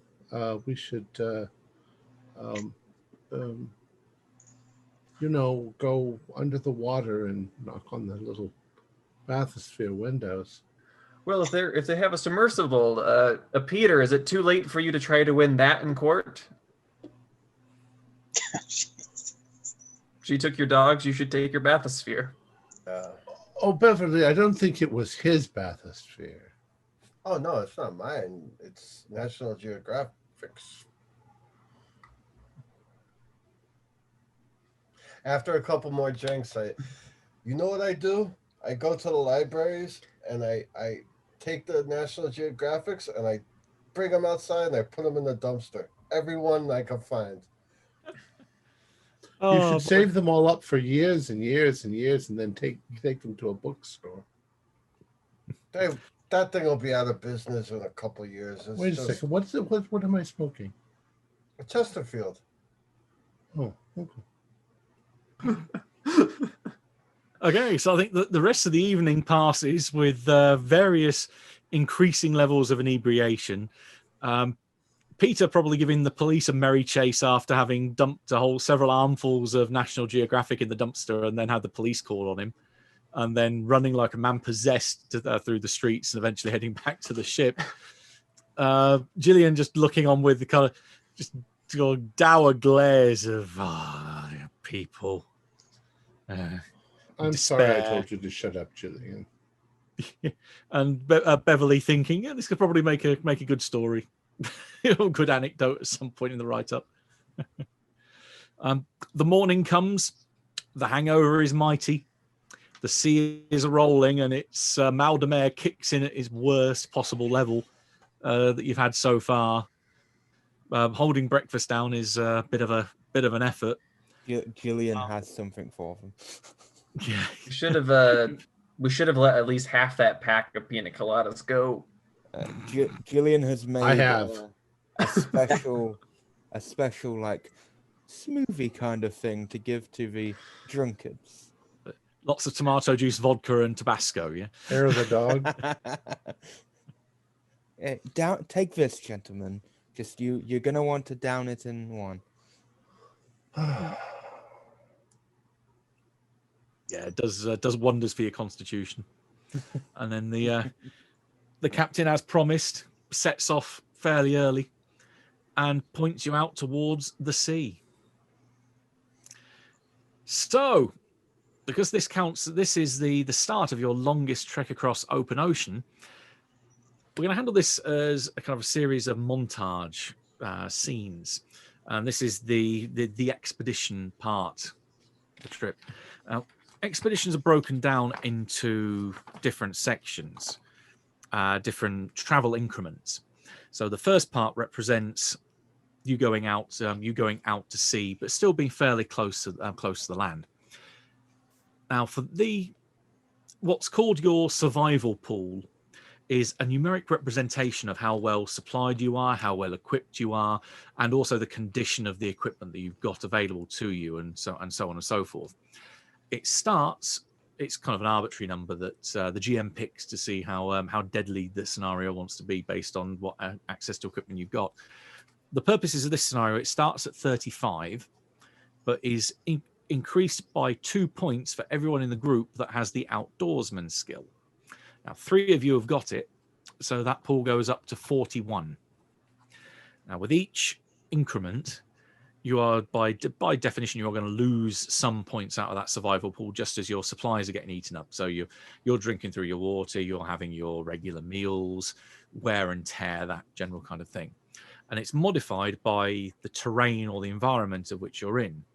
So the first part of this, it's calm, open ocean.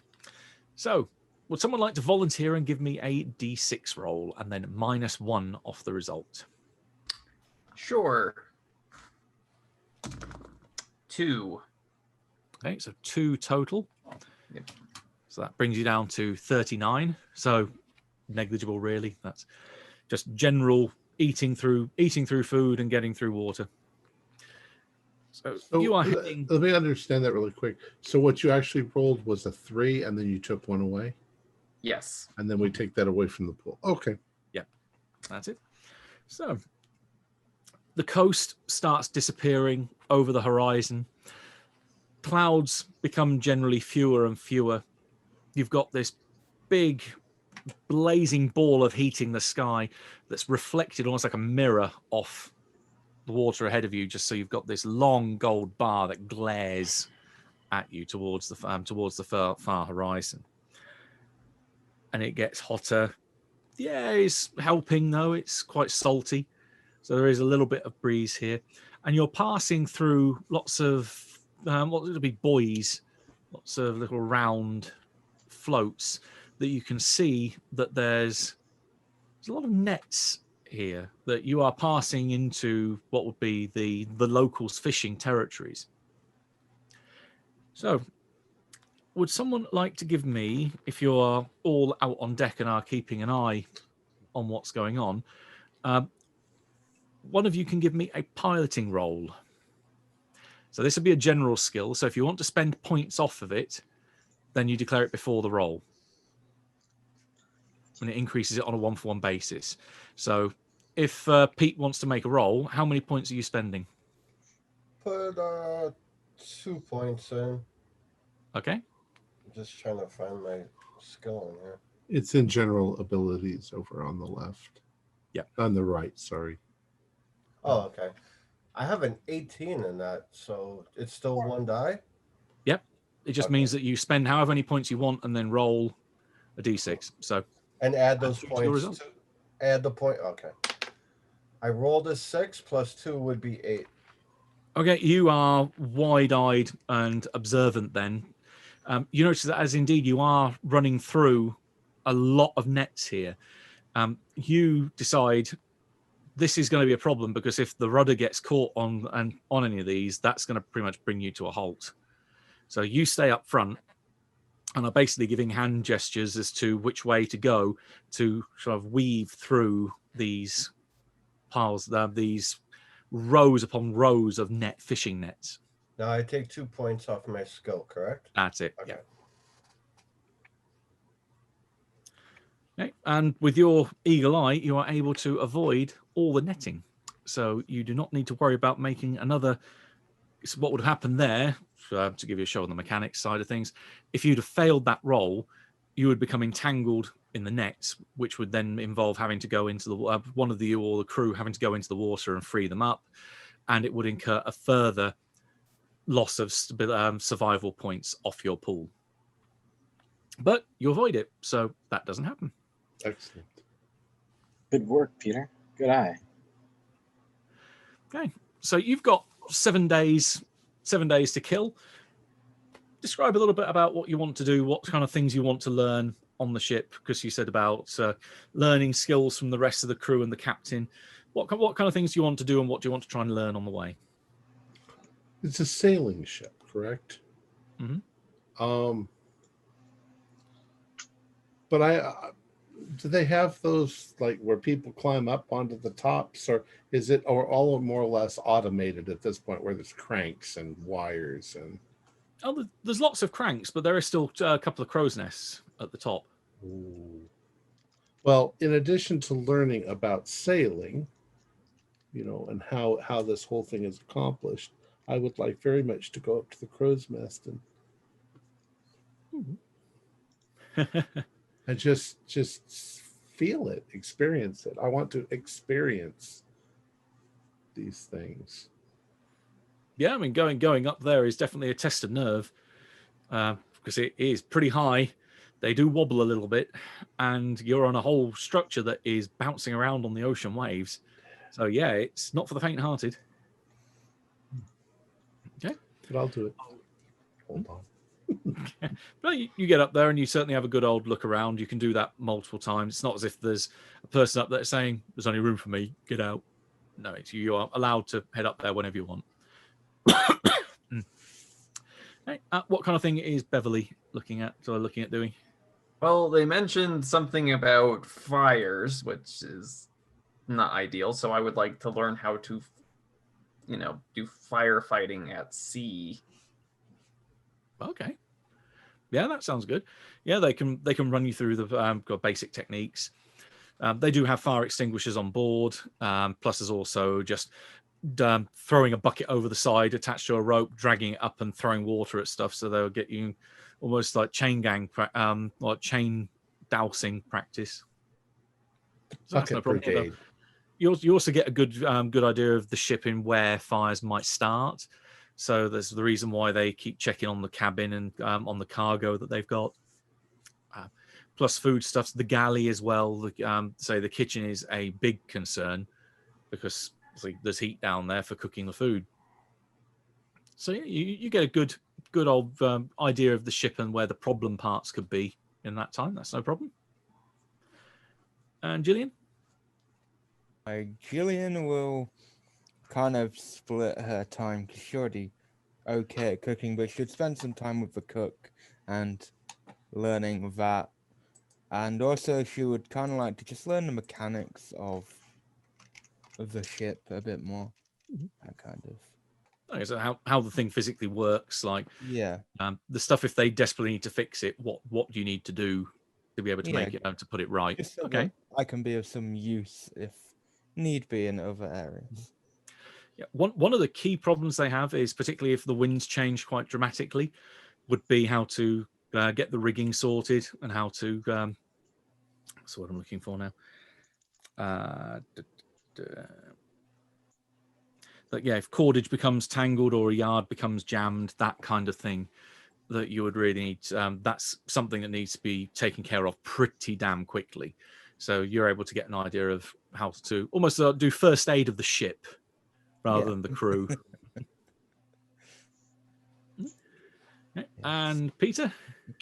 I'm going to find out about the lifeboats and more specifically if we're going to have a boat on shore that we could pull up in case we need to get back quickly, and the best way, how to work them, how to steer them, how's the best way to row, how much weight can they hold. Gotcha. Yeah, the ship comes equipped with 2 10-person longboats. So these kind of double as lifeboats as well. So there is more than enough room to accommodate the crew off the ship if need be. They have quite a high weight tolerance. So they will be able to take, in pieces, admittedly, they'll be able to take your plane over to the mainland, for one thing. So you can reassemble it on shore of the interior part of the lagoon. Yeah, those 2 boats are pretty much your lifeline if anything goes wrong out here. Each of them does also have a pack inside it, so it has a survival kit and rations of its own. They're not touched while obviously you're on board. There's easy cranks to then wheel them, kind of lift them off the I'm losing my words. The deck. That's what I'm looking for. Turn them over and then lower them into the water. So yeah, you can get a good idea of them. And it's a longboat, so it's basically paddle. So there's nothing really to worry about piloting it with. It's pure muscle power. All right. Okay. Yeah, just reading the note from Dr. Wyatt there. So yeah, you can definitely get on with that. They're a good bunch of people. There's nothing that's going to come up there. I'll write you a more detailed reply in a sec. Oh, that's okay. And Dr. Marshall. I'll be buried in reading a couple of the latest field guides for South Pacific islands in this region, the makeup of the land, of the atmospheres, environs, and I'll be occasionally going back. I've got an old copy of a Weird Tales magazine. I think it's volume 11, issue 2, I think, of Weird Tales I look at once in a while. But I'm mostly just trying to find out as much as I can about just the type of terrain we're about to head into. Study up as much as I can on the latest information that's out there. Yeah, I mean, there's Clipperton's definitely mentioned, and it's covered in a few places. There's obviously the note already that you've already known about, that most of the most of the seabed is just like a rolling conveyor belt that actually moves huge amounts of land. That this is definitely a mountainous, say, volcano. Part of the deep sea fishing that was mentioned that the president likes so much. This area does have quite a large tiger shark population. So maybe swimming out there ain't such a safe thing, but hey.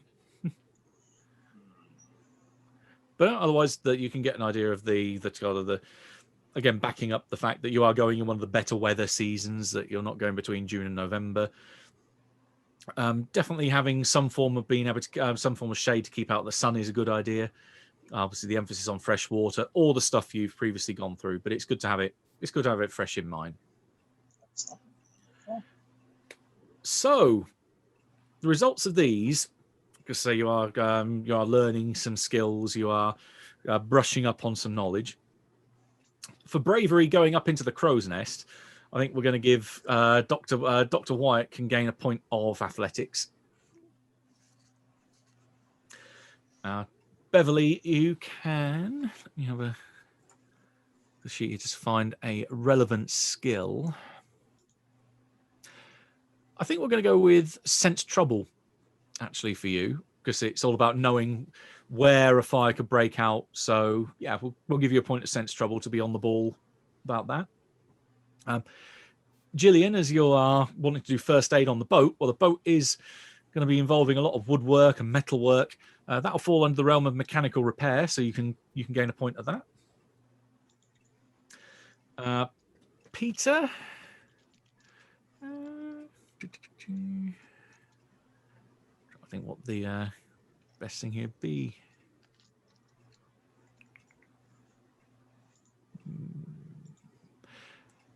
What's reassurance? Reassurance is like talking people, not like talking people down, but it's kind of a bit like persuade, but it's also calming people down as well. And say generally, as it says, reassuring them that everything's okay and getting on their good side. I think I'll go with a point of preparedness, because you were looking at the lifeboats and making sure that have they got everything stocked, that if things went south quickly, have you got a way out of there? So you are indeed being prepared. And I think we'll give Dr. Marshall a point of first aid, because it's going over again the lay of the land and making sure what's hazardous, what's not, and so on. So yeah, a little bit of reward for your time as you proceed towards the island. And quick check, how are we doing for time? We're right about at 2 hours right now.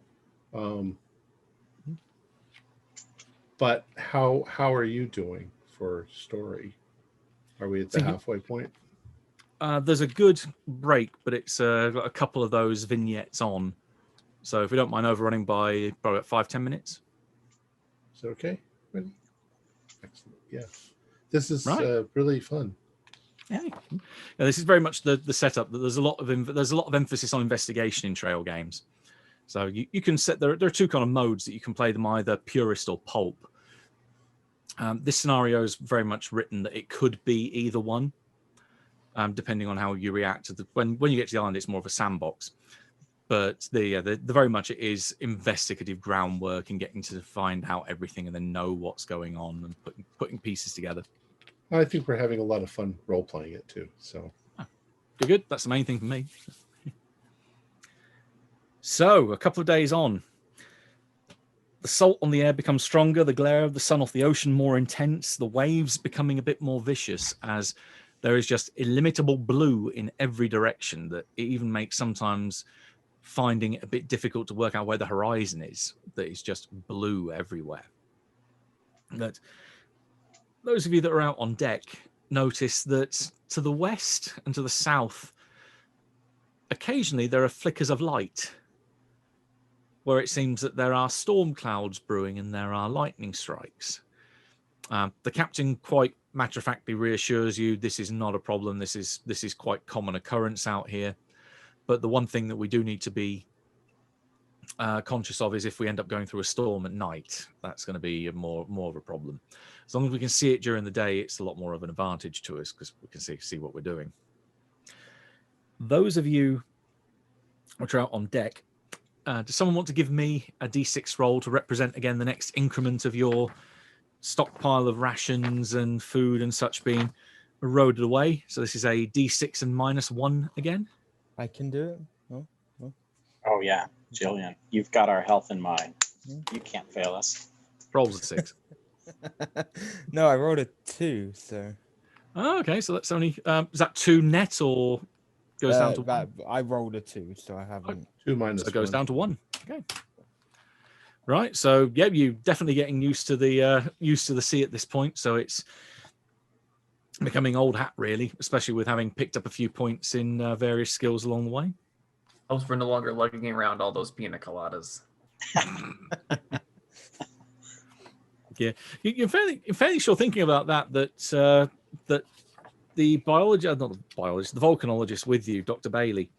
You're fairly sure you've heard some, especially Dr. Wyatt, as you will have noticed that he's very much been the people person when he's not up in the crow's nest, kind of talking with the crew and generally getting pally with them, and they're all fairly well-trained sea dogs at this point. That they're people that have made their living doing deep sea fishing, or even just regular fishing by the shore, and doing the occasional charter trips and so on.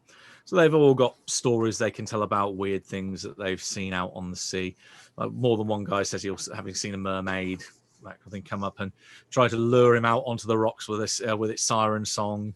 But yeah, you're kind of getting the idea. Some of this is a bit of a kind of bull that's passed down for telling the landlubbers.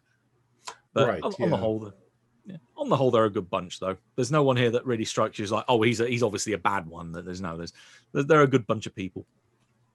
And this is something that probably catches Gillian's eye first, especially as the kind of thing that you said you were looking into doing kind of first aid on the ship itself.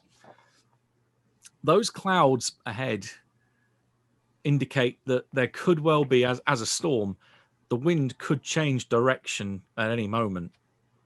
And indeed, there is a sudden pitch and almost like a wall of air rushes across the ship in the opposite direction.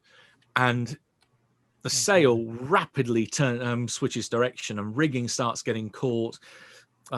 You've got cordage becomes tangled and you can hear the snapping of wood.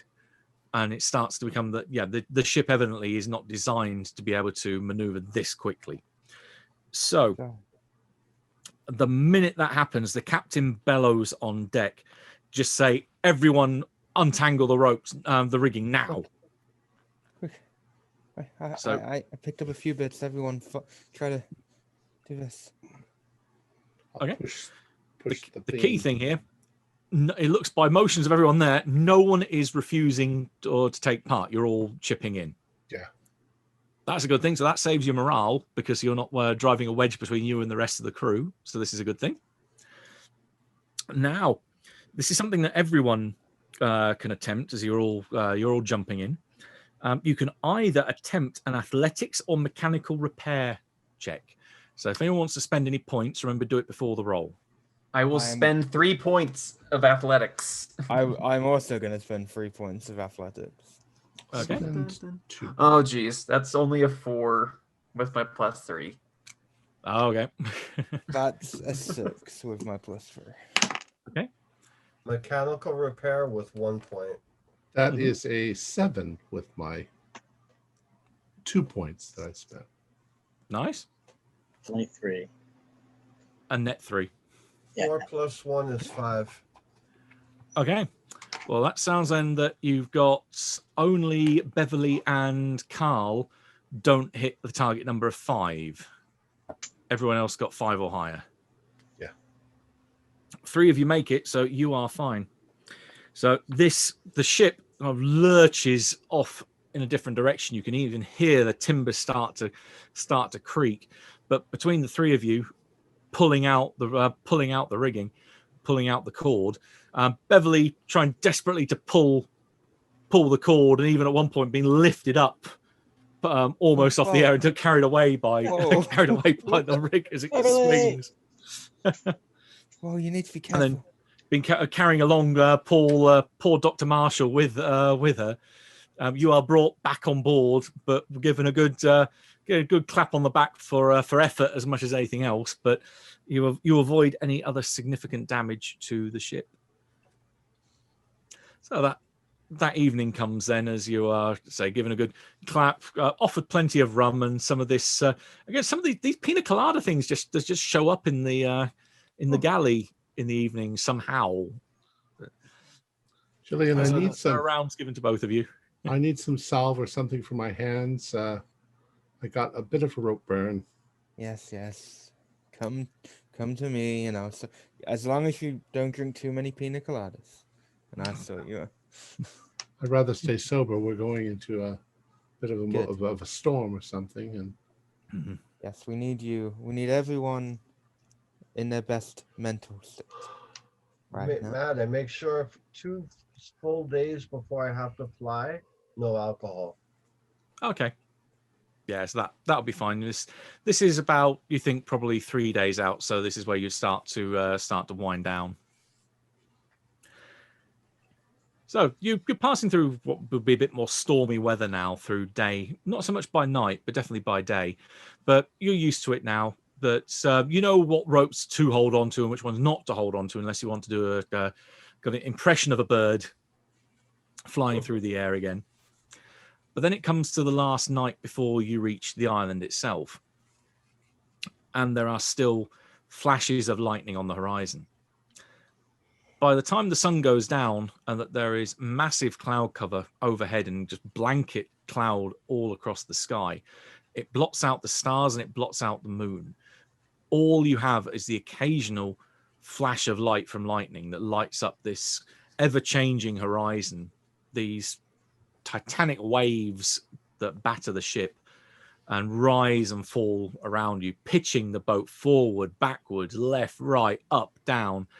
Yeah, those of you that have got queasy stomachs, not such a great time.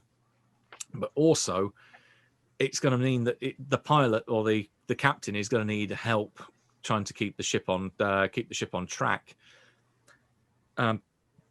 First off, it's going to be your increment again, so your regular loss. So this is rough open ocean. So this is a straight D6 roll. So whatever you roll, that's the amount that gets lost. Oh, I'll roll this one. 3. Okay, so yeah, this is the worst we've been through so far. Then, realizing that the captain is going to need help, one of you needs to go up there. He's calling for help because he needs just people to hold onto the wheel and sheer force to hold it. Sure. Head up there. This is going to be a piloting test. Oh, that might not be good for me to go up there. Yeah, really not good for me. Could I pitch a point of athletics to help him, as far as if he needs the wheel to not move in a certain direction? Help. Yeah, I'll buy that if you want. This would be in concert with someone else doing. I would only go up there if I actually have some knowledge. Otherwise, I'm just going to be in the way. I have no pilot. Gotcha. Okay. Matt, I have a question before I spend points in piloting. Mm-hmm. I got to fly soon, so how do these points come back? They normally refresh at like milestones. It's a bit like an investigative development phase in Call of Cthulhu. They happen at set points in a scenario, but normally in this would be classed as a short scenario or one shot. They wouldn't normally happen. All right, I just don't want to burn all my piloting and then right. There's a reason you've got a lot of it. Yeah. I'm going to put 3 points into it for now. Okay. Give me a roll. 4 plus the 3, so 7. So yeah, 5 is the target. So in which case, between you and then the point chucked in from Beverly to effectively piggyback as a result, you can spend points to get the benefit of someone else's roll. So in this, I'll count it as like an additional +1 on Peter's roll for sheer brute force of holding onto the wheel. You are up all night riding through the storm, and it isn't until pretty much daybreak when the clouds finally start to part and that you can then see clear skies and clear seas ahead of you. Thank God.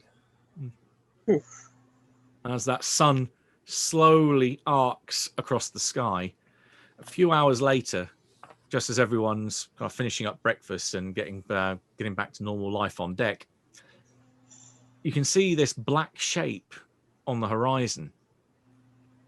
It's almost pointed and starts to get wider as it just rises eerily further and further up from the horizon.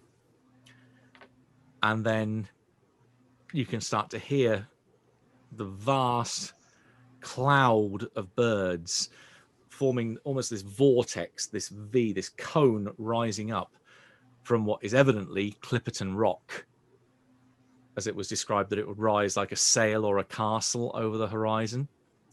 And this flock of millions of birds just going up way into the sky, squawking, and that you can hear for miles away from the island. You're on the last leg of arriving at the island. And that is where we will leave it for tonight. Fantastic. Our players included Stuart Lively, Morgan Llewellyn, Jason Melnichuk, Josh Harwood, and myself, with Matthew Sanderson as the keeper of the secrets.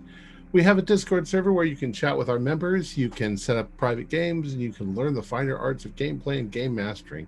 There's a link below. We're currently producing up to 4 shows a week with music and sound effects added in post-production in order to create a richer listener experience. We provide audio-only versions of our shows free for you to download from Podbean or iTunes. The costs involved with the show are provided almost entirely by our patrons. Without them, we wouldn't be able to do what we do. If you'd like to help support our show, please visit our Patreon account. Just $1 a month helps us a lot. You can find a link in the description below. Like, share, and subscribe to our channel, and punch the bell icon for updates on our latest shows, and leave us some comments. We enjoy reading them and answer any questions you might have. This is Tom Rayleigh, together with all the members of our gaming club, inviting you to journey with us once again into the darkness for another adventure to the universe of H.P. Lovecraft and the Call of Cthulhu role-playing game. Until next time, good luck and good gaming.